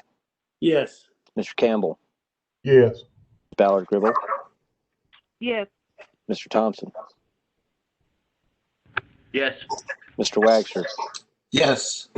Ms. Ware. Yes. Thank you very much. We will hold this until the October meeting. Before we start number 11, I just would like to point out that it is now 10:40 and we have the upcoming rule hearing at 11. So I just want everyone to be mindful of the time. Thank you. Number 11, please. Okay, 2019-07-6541. This complaint, the complainant alleges that the respondent, who is a licensed alarm systems contractor, submitted plans with an unauthorized architect stamp on it.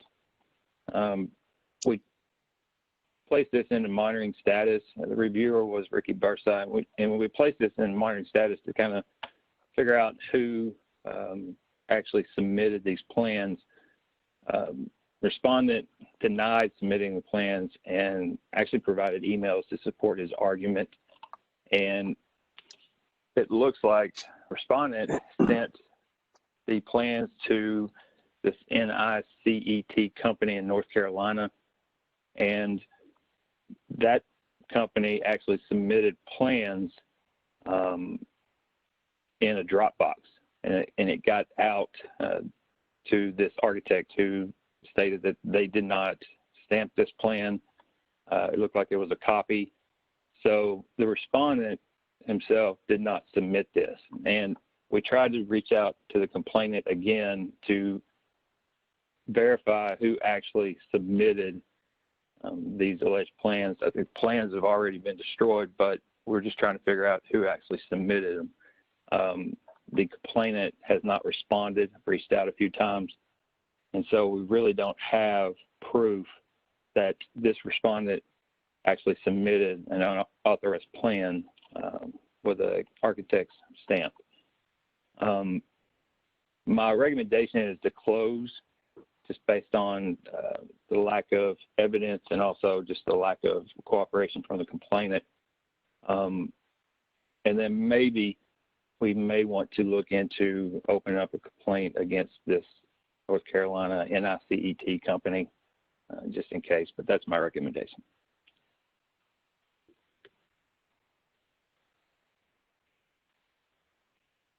Stuart, I'm familiar with NICET as to how it, the acronym that it stands for relative to a certification organization, but in this case, I don't recognize that. What is this NICET company? Is that the name of the company? What is that? NICET at the national level means National Institute for the Certification of Engineering Technicians. It has to do with, I believe that's what it is, but it has to do with these alarm systems. Maybe Ricky would be able to explain a little bit more. I know we went back and forth on this, just trying to get some more evidence on this. Yeah, Stuart, I think, Kathy, you're right. I think that NICET is not the name of the company. It's the type of company that it is. It's just, it's the technology company.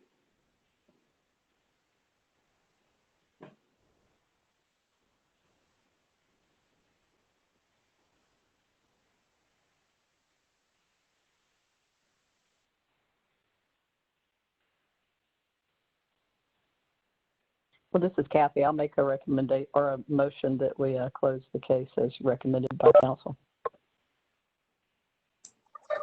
This is Frank. I'll second that motion. Thank you both. We have a motion and a second. Is there any further discussion? Been hearing none. Mr. Parker? Yes. Mr. Tibbs? Yes. Mr. Bursey? Yes. Mr. Campbell? Sorry, yes. Ms. Ballard Gribble? Yes. Mr. Thompson? Yes. Mr. Wagster? Yes. Ms. Ware? Yes. Thank you very much. For number 12. It's 202001141. When this first was presented, the respondent was audited for continuing education units between the dates of 5/1/2017 and 4/30/2019. And they provided proof that they actually acquired the units after the audit period in August of 2019. The reviewing member was Susan Ballard Gribble, and at first we authorized a civil penalty of $500 for failure to maintain the CEUs. Respondent reached out and requested the penalty to be dropped because of having numerous health issues. They showed, I asked for medical proof, and they provided different invoices and medical documents showing that from December of 2018 through May of 2019, he suffered a brain hemorrhage, a broken leg, and seizures. These medical issues just caused a delay in obtaining the required CEUs. And so the recommendation is to close or, in the alternative, send a letter of warning.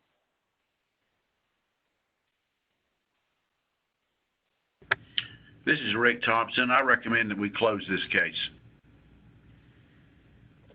This is Susan Ballard. I second.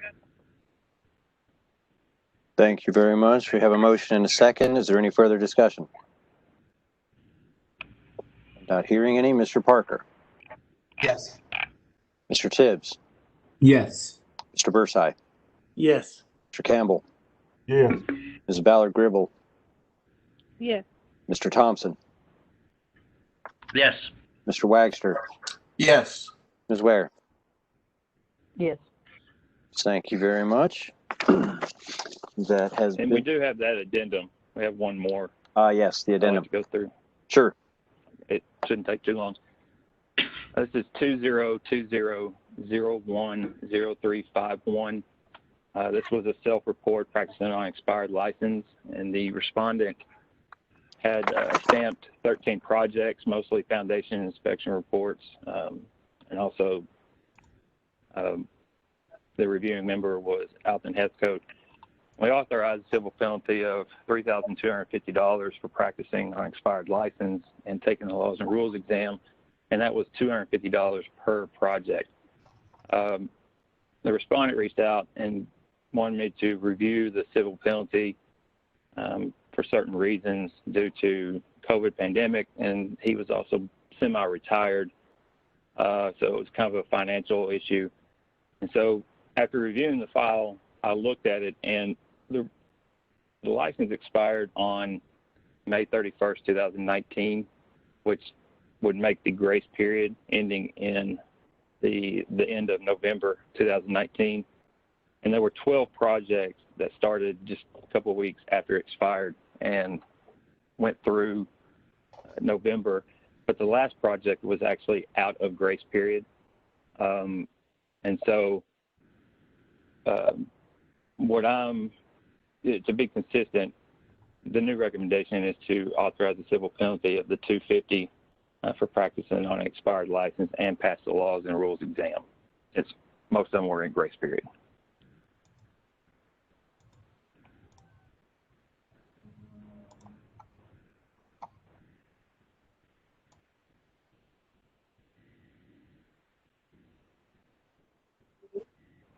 This is Susan. I don't recall us allowing a grace period in the past. could some of the engineering team respond to that thought, comment? Yes, Susan, this is Alton. I actually don't recall that either. I know my experience is in the past that if we've issued a civil penalty, it's been for the number of projects that work was performed on and drawings were sealed from the time the license expired, not giving any exception to the grace period. I mean, if we did that this time, then we'd have to go back over the last 10 years and change everybody. And I realize COVID is beyond exceptional in terms of what's happened in our country, but we've all on the board had to go ahead and renew our license anyway. So I just don't see that is a mitigating factor. That's my opinion. This is Alton again. I'd like to point out that the civil penalties normally are assessed between $500 and $1,000 per event, and in this case, we did, because of I think more than anything else, the type of projects that he was sealing, and because of the fee associated with those types of projects, we gave a reduction from what the normal civil penalties would be already, down to $250 per event instead of $500.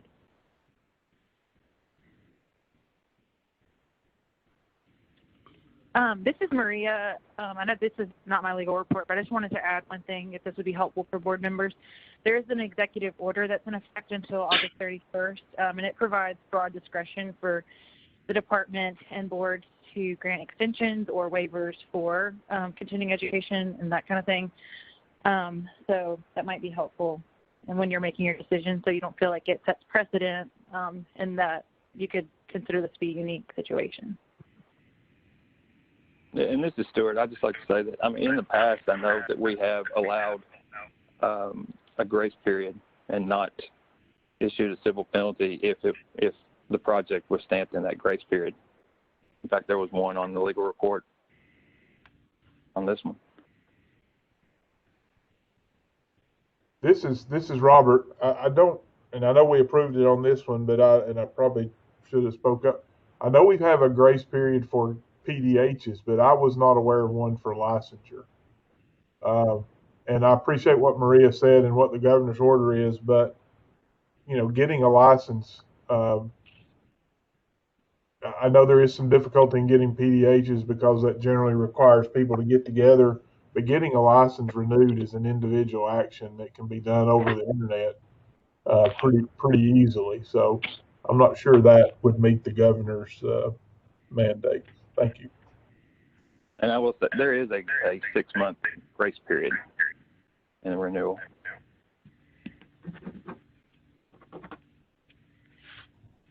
And I don't know that we've ever used that as in the past. That's another point. Yes, this is Susan. I agree with Robert. I don't believe we've ever used a grace period for a lack of a penalty or changing the penalty. And so, again, I've said this over and over, we've got to be consistent in what we're doing. That's all. And this is Robert again. A real quick thing. I thought that grace period was more for not making them go back through the process of reapplying than it was for to be used as a 6 months of not being able to follow the laws and rules that we have set forth. That was, again, I think that was the intent more than something else.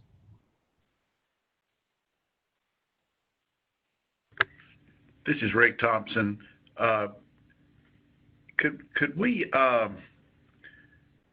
could you send that information out where there is a grace period? Because I agree with everyone else. I thought our grace period we allowed for continuing educations and things like that.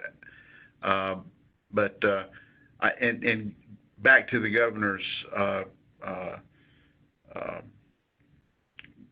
I guess ruling on CEs, this occurred in May of 2019. I don't believe COVID was even here by then, so I'm not sure. So, Rick, this is Alton. I agree with you. It did occur before COVID became an issue. And in answer to your first question, under section 0120-01-0.25, renewal of registration, part 4, the penalty fee for late renewal shall be in the amount of $10 for each month or fraction of a month, which lapses during the 6-month late renewal period before payment is tendered.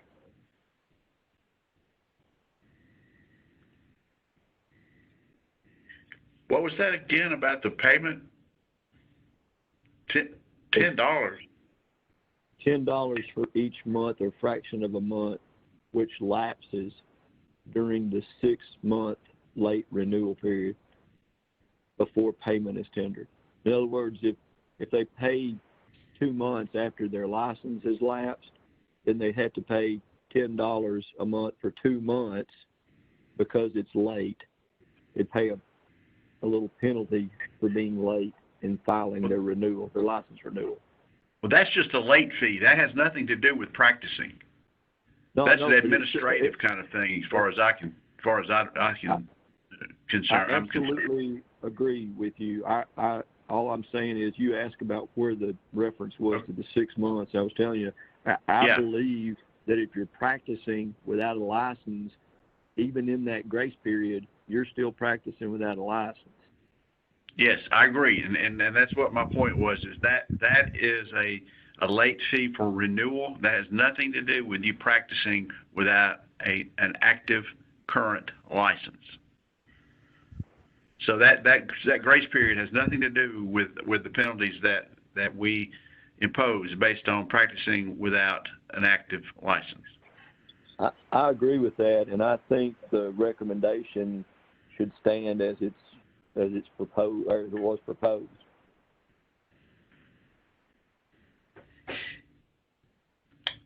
This is Blair. This is Robert. I agree with the conversation. I think again, our grace period is for an administrative thing to keep from going back through the process again. For people that checks may get held up in the mail or delayed because they were on vacation or whatever the situation is during that period. But ultimately, practicing without a license is practicing. And I'll give you just a real quick anecdotal thing. If I have a contractor that bids on a project and their contractor license is expired on the front of the bid cover, I can't open that. I mean, I can't accept that. So I don't know why we would hold ourselves to the standard than a contractor would.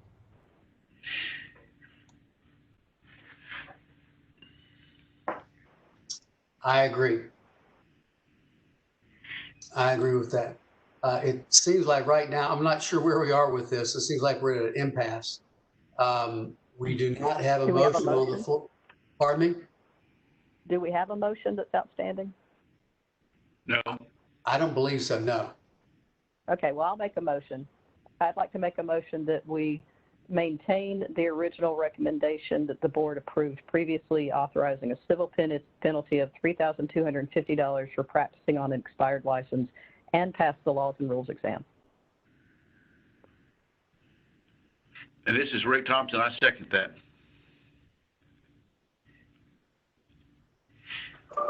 Thank you. We have a motion and a second. Is there any further discussion? All right, hearing none. Mr. Parker? Yes. Mr. Tibbs? Yes. It's a slow yes, but yes. Mr. Bursai? Yes. Mr. Campbell? I'll go with a faster yes. Ms. Ballard-Gribble? Yes. Mr. Thompson?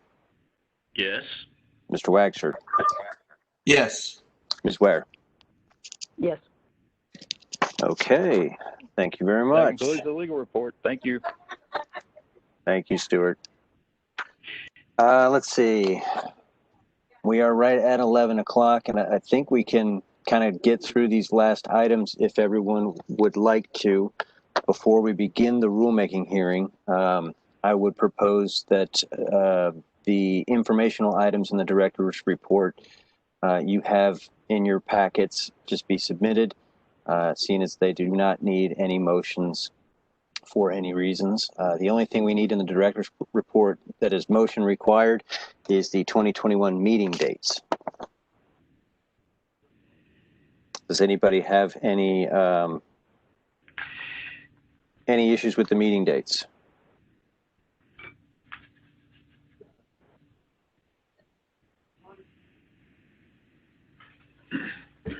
This is Rick Thompson. I recommend, or I make a motion that we accept the meeting dates as submitted. Brian Tibbs, I second. All right, we have a motion and a second. Is there any further discussion? Thank you. Mr. Parker? Yes. Mr. Tibbs? Yes. Mr. Burside? Yes. Mr. Campbell? Yes, sorry. Ms. Ballard-Gribble? Yes. Mr. Thompson? Yes. Mr. Thompson? Yes. Yes, sorry. Mr. Wagster? Yes. Ms. Ware? Yes. Okay, thank you very much. We can now move on to the committee reports. Alton, would you like to take the engineer committee report, keeping in mind that we do need to start the rulemaking hearing as soon as we can? I'd be glad to. We did a bunch of stuff and it all worked out. Actually, we reviewed and processed a number of requests for licensure by comity. We processed all of those. There was a request made by an attorney representing the firm regarding whether or not employees who were non-licensed professionals could be a member of a professional corporation in the state of Tennessee. We deferred that to legal. We had a request for information about licensure in Colorado and being able to practice in Tennessee, and we processed that and made a recommendation. We want a couple of things that I want the board's review and consideration of is we talked about last time potentially getting PDH's professional development hours for watching board or committee meetings either live or on video. And this question was posed to me and Casey Anderson. And one of the questions I had is, how do we track that? I mean, obviously, those of us that review audits, you know, there's a protocol that you're supposed to follow about providing ample documentation. And I think the board probably ought to come up with some sort of a recommendation, even if we defer it to legal, on how we monitor that and give credit for that. I know other organizations, and I'll ask Maria to address this, or Michael, other organizations at the end of their meeting say this was duly organized and it's a professional meeting advertised in the state of Tennessee, therefore you can get PDHs. The number of PDHs that would be allocated are X number of hours based on the length of the meeting. And do we just use the honor system, or is there some other issue? So that should be probably something for consideration on the board agenda, maybe not right now, but in the future.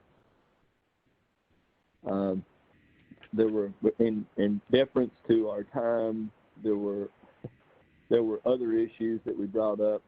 One is, Steve King brought this up, and it's a very good point, questions that were posed to him about do we make adjustments to continuing education requirements due to COVID-19? Maria pointed out the governor's executed executive order giving boards the discretion over those requirements and relief, but our board hasn't necessarily addressed that. And then the other thing is, does the board want to review our policy on carryover credits? for PDHs. So again, those can be topics for upcoming agendas. Hey, Blair. This is Yes. This is Ricky. Alton, after yesterday's meeting, I saw in the notes from the June meeting that we actually took a vote on continuing education and watching the board meetings. Did you notice that in the notes from the June meeting? Yeah, I think that's what we were. I didn't notice it in the notes. I do remember that happening, but I'm not exactly. I don't remember what it said, Ricky. Okay, I just and not to. We don't need to go into it now, but I would just say that whenever we look at it again, we need to start with what we've already passed as a board, as our start. Agreed. And see if it still is applicable given some of these other questions. Yes. Thank you, board member. One last thing really quickly, we had a request for information about firms using non-licensed foreign firms to perform production services for them. And we're going to give them notification that until they file a complaint, we can't establish a position or render an opinion. And we're going to give them the guidelines on how to file a complaint. That's the end of my report.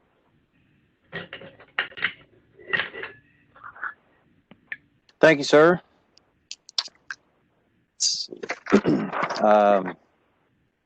Now we will, is there an architect committee update? We only have one thing to bring up. We don't have any outstanding issues other than NCARB has re-implemented the exam. So that's all we have. Thank you. All right, thank you very much. We can now move to the rulemaking hearing.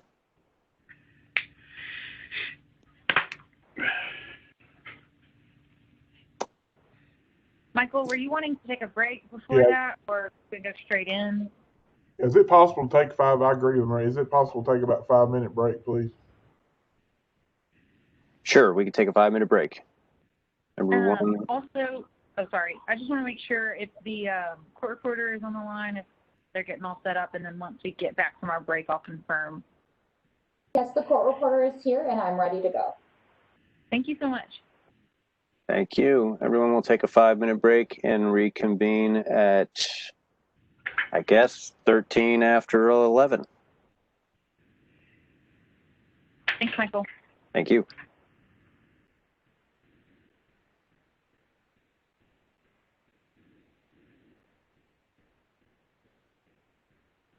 (11:13). Hopefully everyone enjoyed their 5-minute break.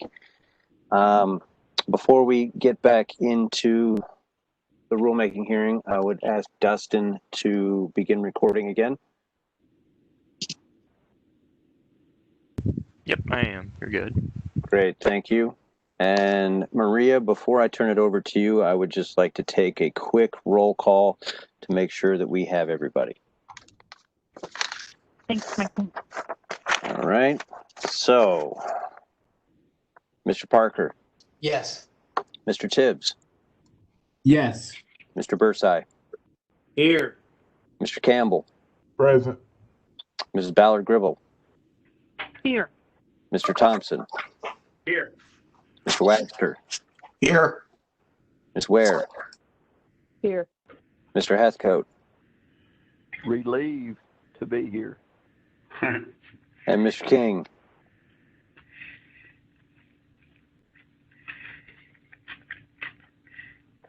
Mr. King?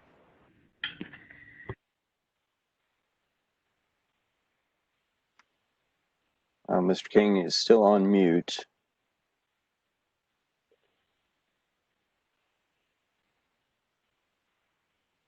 Okay, Mr. King shows as present but is unable to vocalize that at the moment. Would also like to point out that Mr. Ben Brickta is not on this call. Maria? Great, thank you, Michael. And I just want to confirm one more time with the court reporter that we're on the record now and good to go. We are on the record. Thank you so much. Okay, just before I get started with the official script of the meeting, I just want to say there's a lot of things statutorily that I'm required to read into the record. So just bear with me as we go through this process, and we'll try to get it done in the most efficient manner. So this rulemaking hearing is called to order. My name is Maria Bush, and I serve as Associate General Counsel in the Department of Commerce and Insurance Division of Regulatory Boards. I represent the Tennessee Board of Architectural and Engineer Examiners. The agency representatives present have been called on their roll. And Michael, at this time, would you please introduce yourself for the record? Sure. My name is Michael Schultz. I am the Executive Director of the Architects and Engineers Examiners Board. Thank you. Today is Thursday, August 6, 2020. This rulemaking hearing is taking place pursuant to TCA 45204 via WebEx. The purpose of this rulemaking hearing is to solicit comments on proposed rules. These rules provide detail regarding the continuing education requirements for registered architects, engineers, landscape architects, and interior designers, including but not limited to a change in the number of professional development hours required, a change in the types of acceptable PDHs, and a change to allow PDHs to be acquired at any location. These rules also add a hardship waiver, which provides an exemption or extension of PDHs for extenuating circumstances. This rule allows architects to earn 12 PDHs per calendar year or 24 per biennial cycle, and requires that all hours be in health, safety, and welfare. This change brings the Tennessee Board into compliance with the NCARB model rules and the majority of architectural registration boards, which currently require 12 hours per calendar year. In addition, this rule amendment will phase out carryover hours after the year 2023. The primary goal of the proposed changes is to bring the continuing education rules for the board into greater conformity with the rules of other states to facilitate interstate practice and to provide registrants with greater flexibility in obtaining their continuing education hours. Carryover hours are not allowed by the NCARB and CLARB model rules. Consequently, many states do not allow carryover hours. The proposed rule changes will provide engineers and landscape architects the option of obtaining hours on a calendar year basis, an option that is not currently available to licensees in Tennessee. NCARB, NCWES, and CLARB are all encouraging states to adopt calendar year language to assist licensees who are registered in multiple states. The structured educational activity language used in this rule amendment is adopted from the NCARB model. Due to the overlap and close association between the architecture and interior design professions, the Continuing Education Committee opted to use similar language for the interior designers. The model rules for the engineers and landscape architects do not use this terminology and thus do not include the structured educational activities requirement. A rule is defined as an agency statement of general applicability that implements or prescribes law or policy or describes the procedures or practice requirements of the agency. Proposed rules are filed with the Office of the Secretary of State. Notice is given to the public for comment and a rulemaking hearing is held.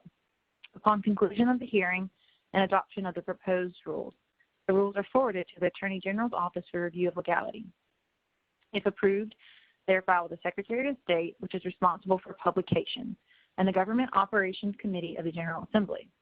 The rules must stay in the Secretary of State's office for 90 days, the end of which time will be the effective date. Those members of the public wishing to speak should use the comment bubble on the WebEx application to inform our meeting coordinator, Dustin, of their intent to speak. He will call those names one at a time. Only those who have informed Dustin that you wish to speak will be permitted to do so. Comments will be accepted from persons who have signed up via the chat function or have emailed their name in advance. Because this electronic meeting is not our usual method for rulemaking hearings, at the end, we will ask if anyone else from the public wishes to speak. That will be the last opportunity for Dustin to unmute you so you can ask a question or provide a comment. Now understand that the WebEx application provides the chat function, but if you are calling in and you're a member of the public who wishes to speak, you can also email me your name, and this went out in the e-notify. But if you had not had the opportunity to do that, you can email me your name directly and I can call on you. That email address is maria.p.bush@tn.gov. The notice of rulemaking hearing included the entire text of the proposed rules and was published on the Tennessee Administrative Register website on June 16, 2020. As the agency hears public comment on the proposed rules, I, as moderator, reserve the right to limit such comments if they become repetitive. Please limit your comments accordingly. I will summarize the substance of the proposed rules into the record. And I just want to check, do all board members have the copy of the red line version of the rule that was sent out? I can also have Dustin put this on the WebEx screen if that would be helpful. All board members should have received a copy of the red lines, but if there are any members who do not have it, please speak up. Thank you. Maria, this is Roxanne. I also want to note that it is posted on the website for anyone in the public that has missed it. Otherwise, the red line version is posted on our website and they can grab it as well. Great. And this was sent out via e-notify, so you can either go to the website. I just sent it to Dustin. If you can put it on the screen. So now I'm going to read the rule numbers and what is being done in each section. This is about 10 pages worth of amendments, so I'm going to summarize what's going on in each portion.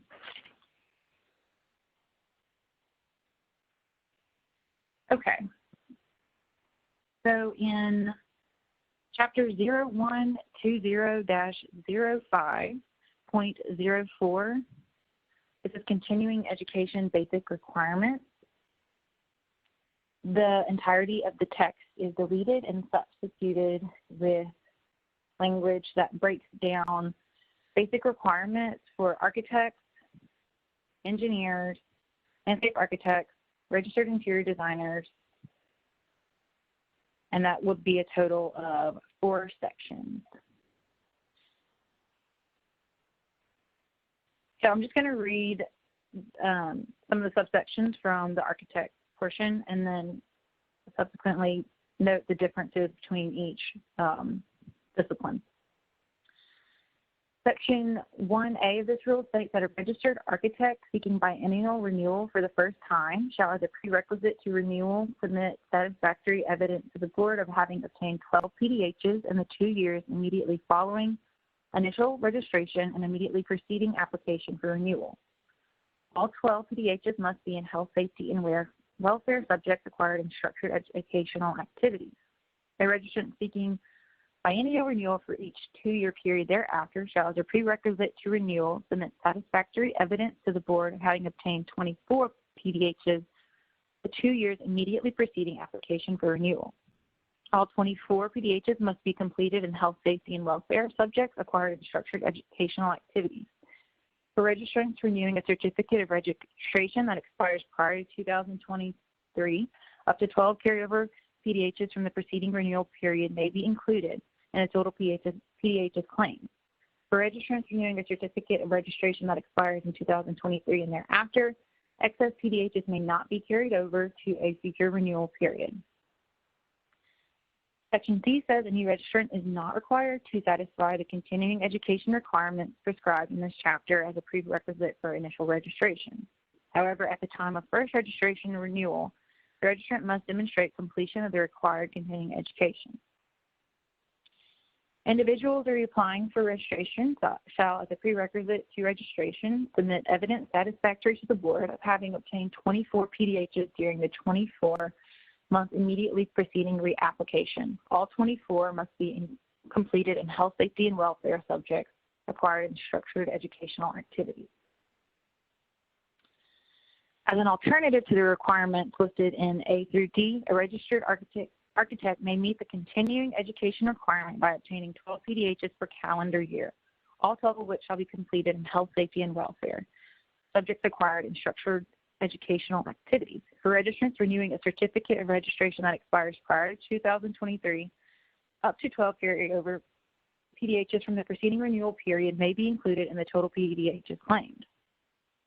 For registrants renewing a certificate of registration that expires in 2023 and thereafter, excess PDHs may not be credited to a future calendar year.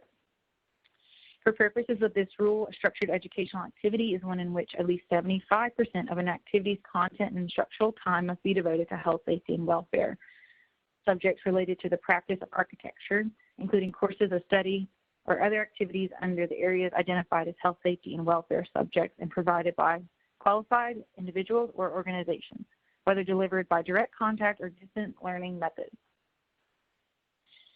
G then goes through and outlines health, safety, and welfare subjects and what includes those things. And there's a total of 9. Subsection 2 is basic requirements for engineers. And a lot of this language is just repeated. So I'm going to try to summarize this in the interest of time. I just want to check. Okay, so we are up on the, I was checking that we're up on the WebEx. Okay, so for engineers, the requirement is 12 PDHs, the 2 years immediately following initial registration and immediately preceding application for renewal. At least 7 of the PDHs claimed shall address health, safety, and welfare. Section B goes on to state that as a prerequisite to renewal, the licensee, the registrant must show evidence of 24 PDHs in the 2 years immediately preceding application for renewal. At least 13 of the PDHs shall address health, safety, and welfare. This provision B eliminates PDHs after the year of PDHs carrying over after the year 2023.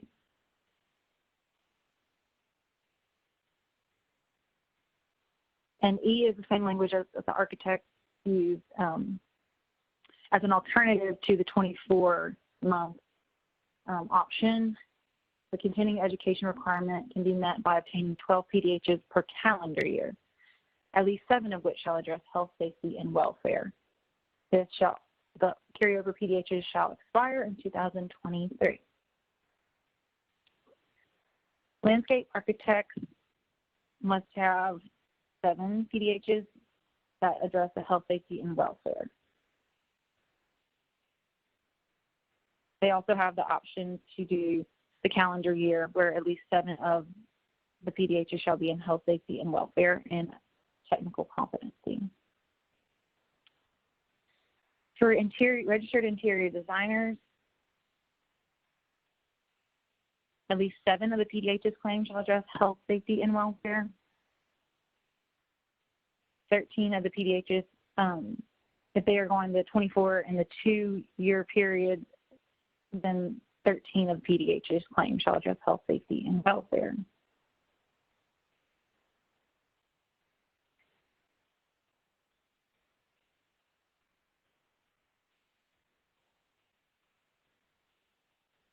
And health, safety, and welfare for registered interior designers is outlined in E2.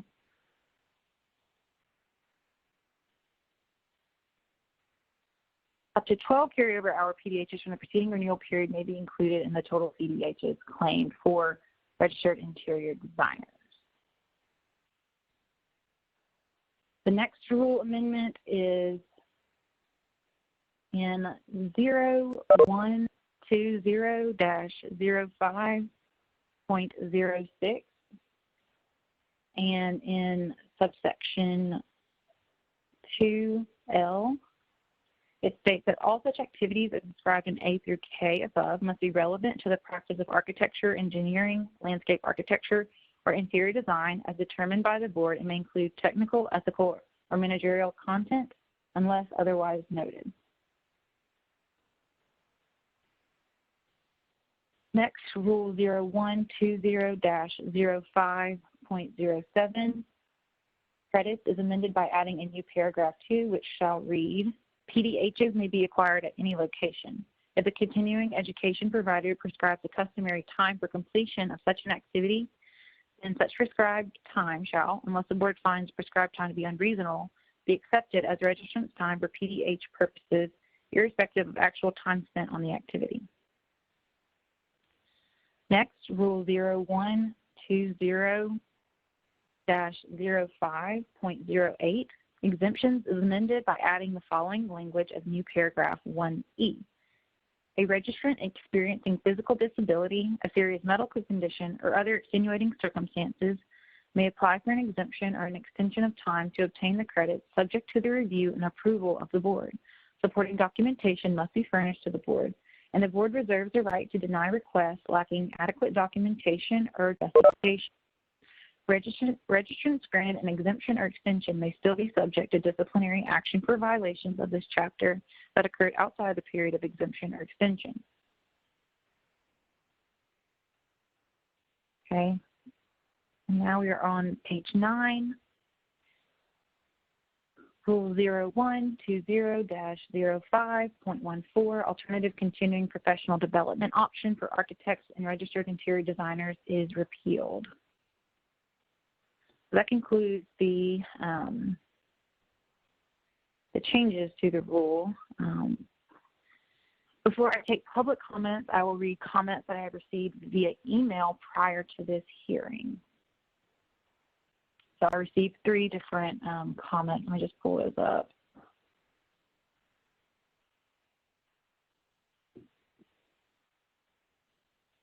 This is from Sarah Hadsky.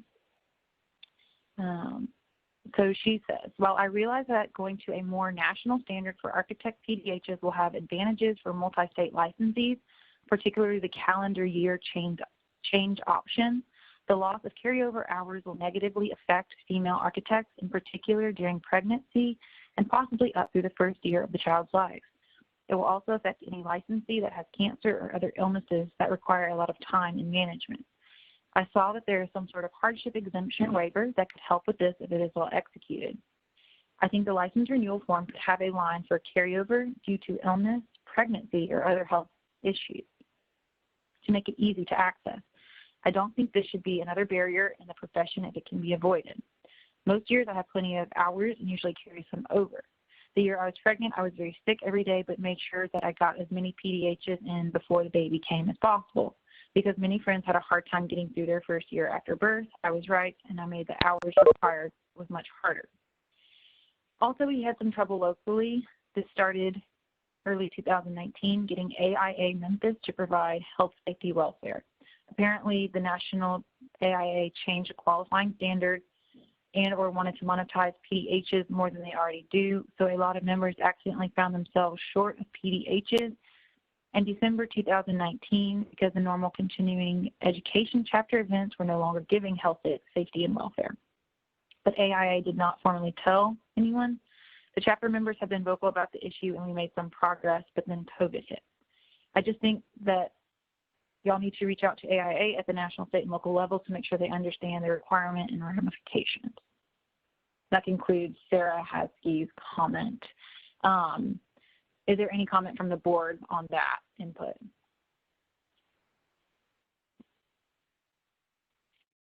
Yes, this is Susan. I totally agree with what she's saying. And we have made accommodations for those who have a medical documentation in terms of even a couple cases we had today. So I do think we need to be aware of this. And the interior designers typically get most of our CEUs in the fall, and we have to do carryover hours. I still think that's important. I understand the national, movement of it all, but I think we're going to have some flexibility. That's just my thoughts. Thank you, Susan. And I think the rule that stands right now, registered interior designers are allowed carryover. But she's commenting from an architecture discipline, and so that was her concern. Right, and I agree with what she's saying. I do think we need to make allowances for pregnancies and health issues, and I know that may not be the national trend, but I do think it's important for our registrants. Thank you. Does anybody else wish to comment on that? Maria, this is Ricky. Uh-huh. I wanted to hear from the architects of whether the paragraph that's being added about the exemption based on a medical condition would answer the question asker's issue well enough. Maria, this is Rick. Could you point us back to that paragraph? I'm all the way down to it. Absolutely. Dustin, if you could, it's on page 8 of the red line version, and it's 1E. So it's at the bottom of page 8, and it's in blue. A registrant experiencing physical disability, a serious medical condition, or other extenuating circumstances. Yeah, okay, I got it. Okay. Yeah, Ricky, to answer your question, I think that is adequate. If someone has an issue, physical disability or medical condition or extenuating circumstances, they can reach out to the board. And at that particular time, each one of those occurrences can be individually ruled on. And yeah, I hear what she's saying, and I don't disagree that there are extenuating circumstances from time to time. And I think this covers it in her particular case, as we should have an option to do individual requests. So that's I think that's I think we've been through this multiple times, and giving the rollover sunset until 23, I believe that's just enough time for people to become aware of what needs to happen and to discipline themselves in getting their continuing education hours and getting us in line on the national level. Thank you. Yes, absolutely. And thank you, Ricky. And I will say this provision allows for complete exemption. So the board does have that authority to say, you know, not that you would need carryover, but you can be fully exempted due to whatever situation may arise that provides hardship and that you need exemption or extension for. Are there any other comments regarding this particular statement? Maria, this is Alton, and I apologize if I missed this part of it, but how are we providing this information to registrants?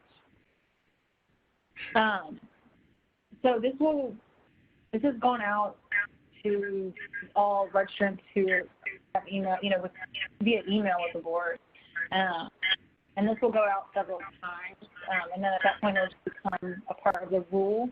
We could get together, we've discussed getting together with the associations to do maybe like a, FAQ of the rule changes and that kind of thing. But at this point, we've communicated on email and then also on the board's website. I don't know, again, this is Alton. I don't know if the agency representatives are still on the call with us, but I would encourage them to take this information and communicate it to their constituency also. Alton, this is Casey Anderson with ACEC and TSPE. We certainly will be doing so. Thank you, Casey. Thanks, Casey. Is there anyone else? I have 2 more comments to read. AIA Tennessee will also distribute the information. We just ask that if possible, the licensing board pulls the information and educational resources together for us to do it. The LAs will distribute it as well, even if we're puzzled by it. This is Don Baltimore. The interior designers will publicize it too. Tennessee IDEA has already given notice of this meeting and sent out the rules, and then we'll reemphasize those. Thank you all. I'm going to proceed in reading our next comment. It's from James Whitbeck, who is an engineer. Regarding 0120-05.042B. Let's see if we can pull that up on the WebEx. I'm going to try to find a page for that one.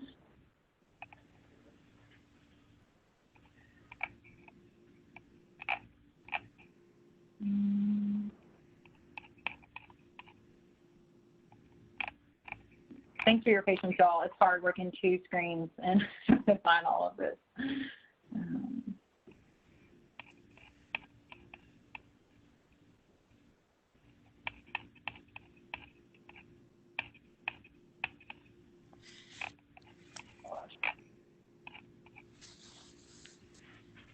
Okay. Did you find it, Dustin? It's on page 4, at the top of page 4. So while that's being pulled up, this individual, Mr. James Whitbeck, says that I'm opposed to the changes which eliminate the option of using carryover PDHs from the prior registration period. The option for carryover allows for flexibility in obtaining PDHs and allows registrants to utilize an excess of PDHs earned in a previous period, perhaps from a week-long conference. The previous policy only allowed PDHs to be carried over from one prior period, which seems reasonable. When the carryover of 12 PDHs cannot be maintained, I would recommend a smaller number be permitted. Regarding 2E, which is on the same page on 4, I suggest clarification on the option of obtaining 12 PDHs each calendar year. Is this January 1st to December 31st or based on license expiration date? Since my license expires in April, it seems that trying to keep track on a January through December calendar would be difficult. It would be helpful if the registrant could select a calendar year. I support the proposed additions to the engineering rule. Thank you for your consideration. Before I accept comments, I just want to say regarding his comment about per calendar year would be January 1st to December 31st, and that is an attempt to align our rules with what NCARB and the bigger and some of those associations require for their registrants to allow flexibility for the licensees. As far as the 24-month period, that would still be the renewal date and the registration period. So, for instance, his license expires in April, so that would be from the two prior years for April. However, if he was already submitting hours to NCARB, for example, then he would just submit that to our board, what he has to do for NCARB. So, anyhow, any board members, comments on this input from Mr. Whitbeck? Hey, Maria, this is Ricky. I'm assuming this was an engineer making this comment, so this really is not an NCARB issue. Yeah. So what I think the issue is the move to allow you to present your continuing education hours by the calendar year can line you up with a lot of other states, not all states, but a lot of other states. And if you're licensed in a bunch of states, it makes it easier. And there's just a move with NCEES to try to get the states moving in the direction of becoming the same regarding continuing education. So that was an attempt to step in that direction, to line up with other states, or give you the option to line up with other states. And that's similar to the carryover. A lot of states don't allow carryover, and if you're a Tennessee registrant who getting carryover, and you're licensed in other states that a lot of them don't have carryover, then you have to get the hours anyway. So that again was a step trying to get into the same direction as other states. Great, thank you so much. That's helpful. Also, I just want to note that calendar year is an alternative. It's not a requirement. It's not meant to confuse our licensees. So this would only be, like you said, if it would be helpful for the registrant. But however, having the biennial renewal period that stands today, that's going to be continued. And so if this causes any issue for the licensee, they can stick with what they have been doing in the past. Are there any other comments? Yeah, this is Robert Campbell, and I thank you for saying that. That is actually the reason we added that E, because if you are only registered in Tennessee and you want to stay with where you are, then you can stay basically doing what you're doing with your renewal period. However, people in multiple states may wish to take advantage of the alternative so that they can keep up with it across multiple states. As far as carryover hours, I believe our rationale for removing those was not just a NCWS reason, but it has become, it is difficult to verify some of those carryover hours when we're doing PDH audits. They list the number of carryover hours, but there's no way to go back in time and see if those carryover hours match up with a certificate or a class attendance. And so that's one of the reasons that we were just having difficulty auditing something, and it was creating some issues about whether it was reliable data or not. So Ricky is right on NCWS, but there was also a state and kind of state-centric reason for those two things as well. And Maria, this is Ricky. Robert's exactly right. That there was no good way to track it, so that the audits, we really had no way to check these things. The one other reason expressed that I'll say is that we did recognize in our discussions that the reason for continuing education is to stay current, and carryover really doesn't push you in that direction. So there was a recognition of the fact that getting the hours within the renewal period achieves the purpose of being current with your education. Great, thank you. Do we have any other comments at this time? Yes, Maria, this is Susan. What's different about the interior designers is we issue a certificate for continuing education and PDHs, so we have records, and that's why it's easy for us to do carryover hours. So I know we've had this conversation a couple of years ago when we were discussing this originally.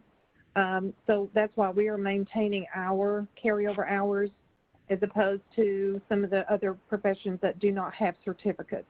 So just wanted that to be on the record. Thank you. Great, thank you, Susan. And I would just like to tell all the board members I'm very appreciative and welcome all of these comments. As you all know, these rules have been in the making since 2017. And so this meeting today is public record, and just while prior meetings were discussing them have been as well, this is specifically to get these moved forward. And so any history or things that you'd like to say, that's very helpful just for me and for the public and all the registrants. So I appreciate all of the feedback. If there are no further comments on this particular comment, I will go to our last email comment in. And this is from Robert Franklin with the AIA, Tennessee.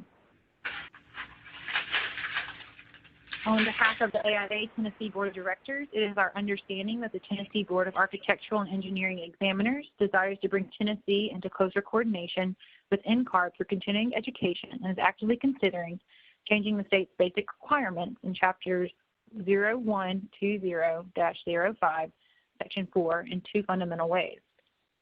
One, requiring all professional development hours to be health, safety, and welfare and technical competency in lieu of the current requirement of 13 of the 24 hours within any 2-year renewal period.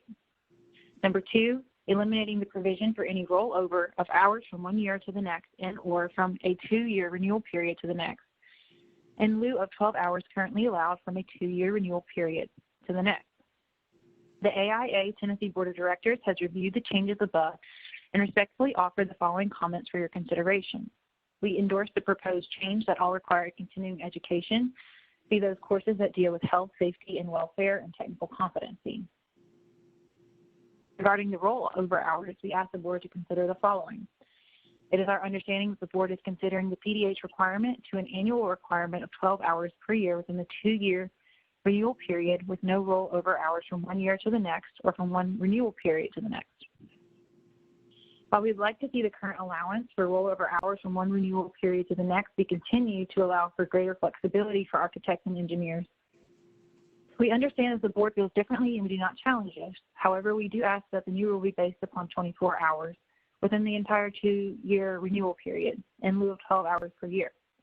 By basing the new requirement on the 2-year renewal in lieu of annually, we believe the new rule will accomplish the board's desire to eliminate rollover hours with better coordination with NCARB, eliminate confusion of annual rollover hours within a 2-year renewal, and therefore eliminate unnecessary disciplinary actions, and still allow some flexibility for the registrants within the 2-year renewal period.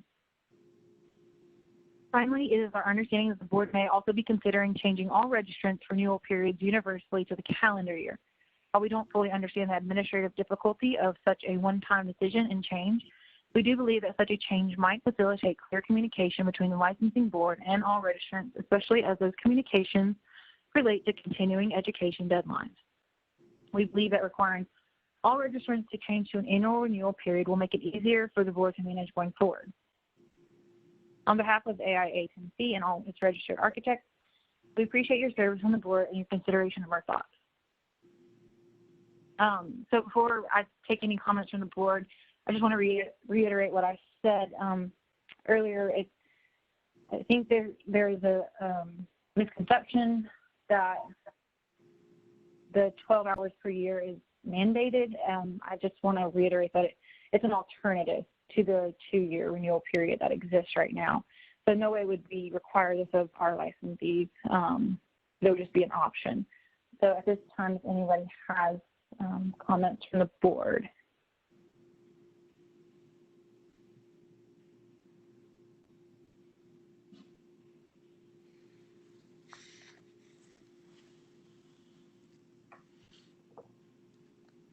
Okay. Seeing that there are no comments on this particular submission, I'll move to our next item.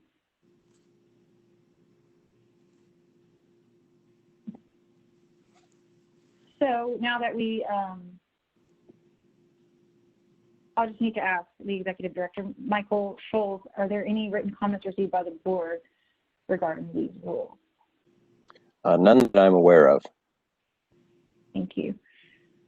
And so now I would like to ask if there are any public comments from those present at today's meeting. And this would be if, Dustin, if you've received any names for people that would like to speak. I haven't. And I have not received any emails with names of people who wish to speak today. I'll leave that open just for a few more minutes. At this point, I'd like to ask if there's just any more comments from the board on these before we go ahead and conclude.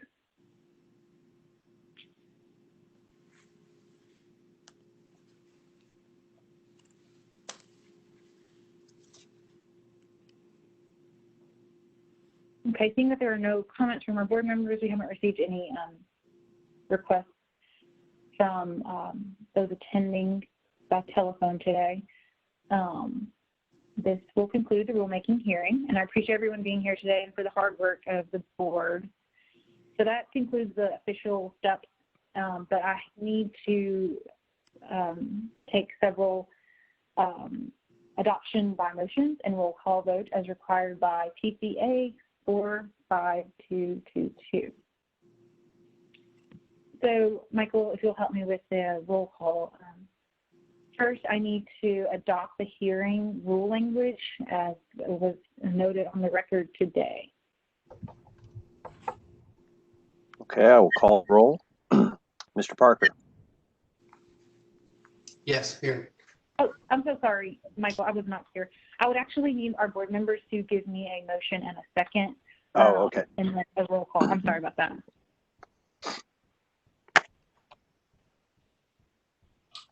Ms. Brian Tibbs, I make a motion we approve. This is Frank Webster. I second the motion.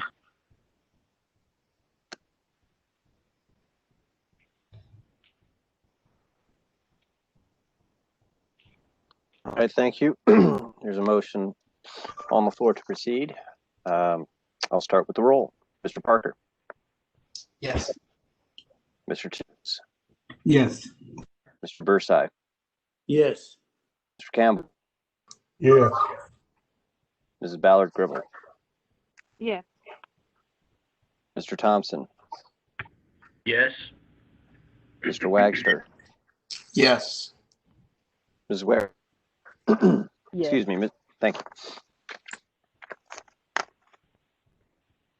Is that all, Michael? That's all. Okay, great. Thank you. Next, I need to adopt the regulatory flexibility addendum and economic impact statement.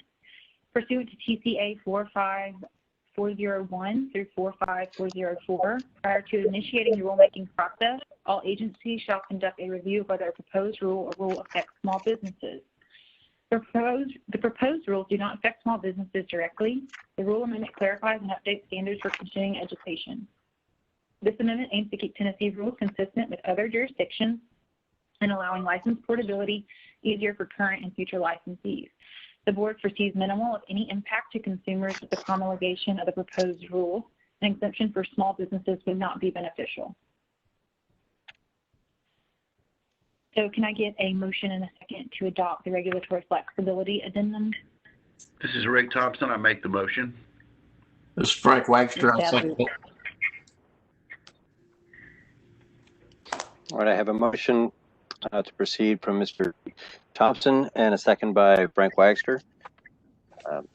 We'll call the roll. Mr. Parker. Yes. Mr. Tibbs. Yes. Mr. Bursai.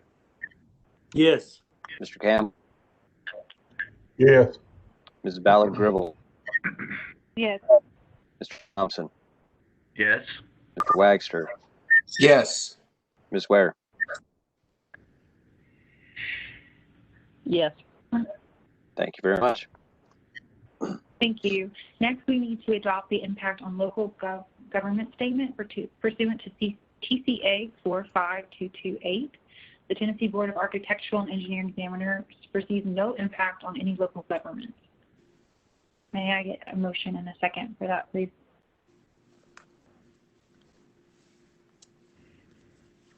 Rick Thompson, I make the motion. Frank Webster. I second the motion. Thank you. We have a motion in a second. I'll call the roll. Mr. Parker. Yes. Mr. Tibbs. Yes. Mr. Bursai. Yes. Mr. Campbell. Yes. Yes. Mr. Thompson. Yes. Yes. Ms. Ware. Yes. Very much. Thank you all. This is our last thing to be adopted. So this is the Joint Government Operations Committee additional information that is required. The board has sent a copy of this information via email in advance of the meeting. All agencies, upon filing a rule, must also submit this under TPA 45226 I1. So I will read this into the record. A brief summary of the rule and a description of all relevant changes and previous regulations effectuated by such rule. So I read, this is about a 4-paragraph excerpt. I read this at the onset of the meeting. In summary, these rules provide detail regarding the continuing education requirements for registered architects, engineers, landscape architects, and interior designers, including but not limited to a change in the number of PDHs required, a change in the type of acceptable PDHs, and a change to allow PDHs to be required at any location. These rules also act as hardship waiver, which provides an exemption or extension of PDHs for extenuating circumstance. And then it goes on into more detail. Like as I said, I stated this at the beginning of the meeting. The next question is B, a citation to and brief description of any federal law or regulation or any state law or regulation mandating promulgation of such rule or establishing guidelines relevant thereto. The answer, there is no known federal law or regulation mandating promulgation of such rule of establishing guidelines relevant. B, identification of persons, organizations, corporations, or governmental entities most directly affected by this rule, and whether those persons, organizations, corporations, or governmental entities urge adoption or rejection of this rule. The proposed rules affect current licensees and future applicants. The board believes that all affected would approve of the adoption of these rules because they are beneficial to all industry members. D, identification of any opinions of the Attorney General and reporter or any judicial ruling that directly relates to the rule and necessity to promulgate the rule. Answer, there are no known opinions of the Attorney General and reporter or any judicial ruling that directly relates to this rule. E, an estimate of the probable increase or decrease in state and local government revenues and expenditures, if any, resulting from the promulgation of this rule, and assumptions and reasoning upon which the estimate is based. An agency shall not state that the fiscal impact is minimal if its fiscal impact is more than 2% of the agency's annual budget or $500,000, whichever is less. With the promulgation of this rule, the board foresees minimal impact to state and local government revenues and expenditures. And now that concludes the Joint Government Operations Committee document. May I please have a motion and a second to adopt that language? Rick Thompson, so moved. Brian Tips, second. Thank you. We have a motion and a second. We'll call the roll. Mr. Parker. Yes. Mr. Tibbs. Yes. Mr. Burside. Yes. Mr. Campbell. Yes. Mr. Gribble. Yes. Mr. Thompson. Yes. Mr. Wexter. Yes. Ms. Ware. Yes. Thank you very much. Thank you all. So following this hearing, the rules we put on rulemaking filing form 7039 and submitted to the Attorney General's office for review and approval. Once the Attorney General's signature is obtained, these are filed with the Secretary of State and generally become effective 90 days from the date of filing. This concludes all of the motions that we needed on the rulemaking hearing. I really appreciate all of your patience and your hard work on these. So, Michael, I'll turn it back over to you at this time. Thank you, Maria. I believe we have one more item we could talk about before we adjourn, and that would be the October meeting. As it stands right now, we are planning for an in-person October meeting. I'm sure, as all of you are aware, that is subject to change. Under the current guidelines, we're doing virtual meetings to the end of August at a very minimum. So fingers crossed for in-person meetings, and that would mean that a lot has gone right over the next couple months. We have and will extend, we will extend invitations to this meeting to the universities who are grant recipients so that they could give their annual presentation as to how the grant money is used. At this point in time, we don't have a confirmed list of attendees, but as soon as we have that, we'll get it to you. And as far as I know, the building, we would, if we do hold it in person, we'll be holding it here at the Crockett Tower in the building. I assume that if we do that, the directive may be that we will have to continue social distancing, which could very well limit our ability to host a lunch per is the usual custom, I'm told. It may also depend, or it may also play into how many people we can have in the hearing room itself. Are there any questions regarding that so far? Yes, Michael, this is Susan. I'm assuming the contract request for proposals has been sent out to all the universities for the grant proposals? Yes, the request for proposals went out last month after the June meeting, went out in June initially. There was a follow-up sent out just this week to remind them all of the impending deadline of September 11th for applications. Okay. So the grants committee will need to have copies of all of those as soon as you can get them and review them, because it could be anywhere from 150 to 300 pages that we need to read. And I'm assuming that my replacement will be identified at that point, and then I'll be coaching them on how to handle their part of it all. But Alton, you're in charge of the grants committee moving forward for the upcoming year. So I know we're in good hands, and I will miss seeing all the projects. So anyway. Thank you, Susan. I'll be sure to have all of those items to the committee just as soon as we get them in. Are there any other items? I don't have anything else relating to the October meeting. Are there any other items, or would somebody like to make a motion for adjournment? Michael, this is Frank Waxter. I do have one thing I would ask you to do, I guess, is myself and I think several others have not received officially a reappointment. And I know I think my term actually ended over a year ago. And I'm not the only one that happened now. But anyway, if you could check into that and see where that stands.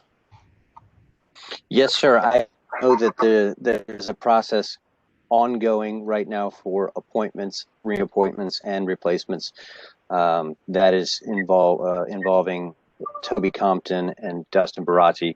But our office technically does not handle the reappointments. Best I can do is pass that on and see if I can get somebody to get in touch with you. This is okay. Thanks. This is Blair.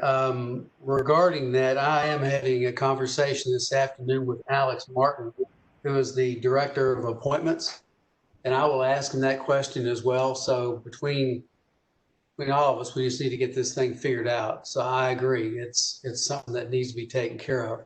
I'd also like to add that what a wonderful experience and learning experience it's been for me to sit next to Susan, and for all that she's done for the state of Tennessee and the board and actually around the nation. But besides the fact she's a wonderful person, she's been a wonderful board member. So Susan, we thank you for all that you've done for us. Thank you, Blair.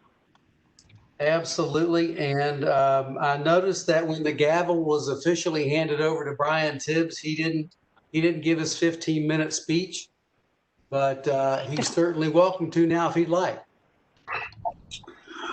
4 schools and 7, no, just joking. I'm going to really miss sitting next to you, Susan, by the way, and we really appreciate everything you've done, and I look forward to holding the gavel. I guess maybe I'll get to hold it physically if everything goes well in October. So let's all pray that we can get back to some kind of normal, that's for sure. So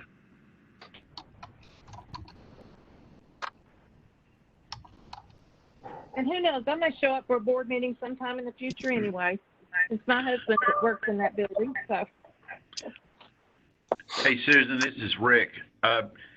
given what Frank and everybody's saying, you know, you can still be on the board until you're replaced, and with all your expertise, that might be necessary. Well, I told them I would stay until they identified my replacement. So I really hate to dump anybody in October for their first meeting, you know, but that's the way it happened to me. So I survived. But anyway. Well, thank you very much. Mr.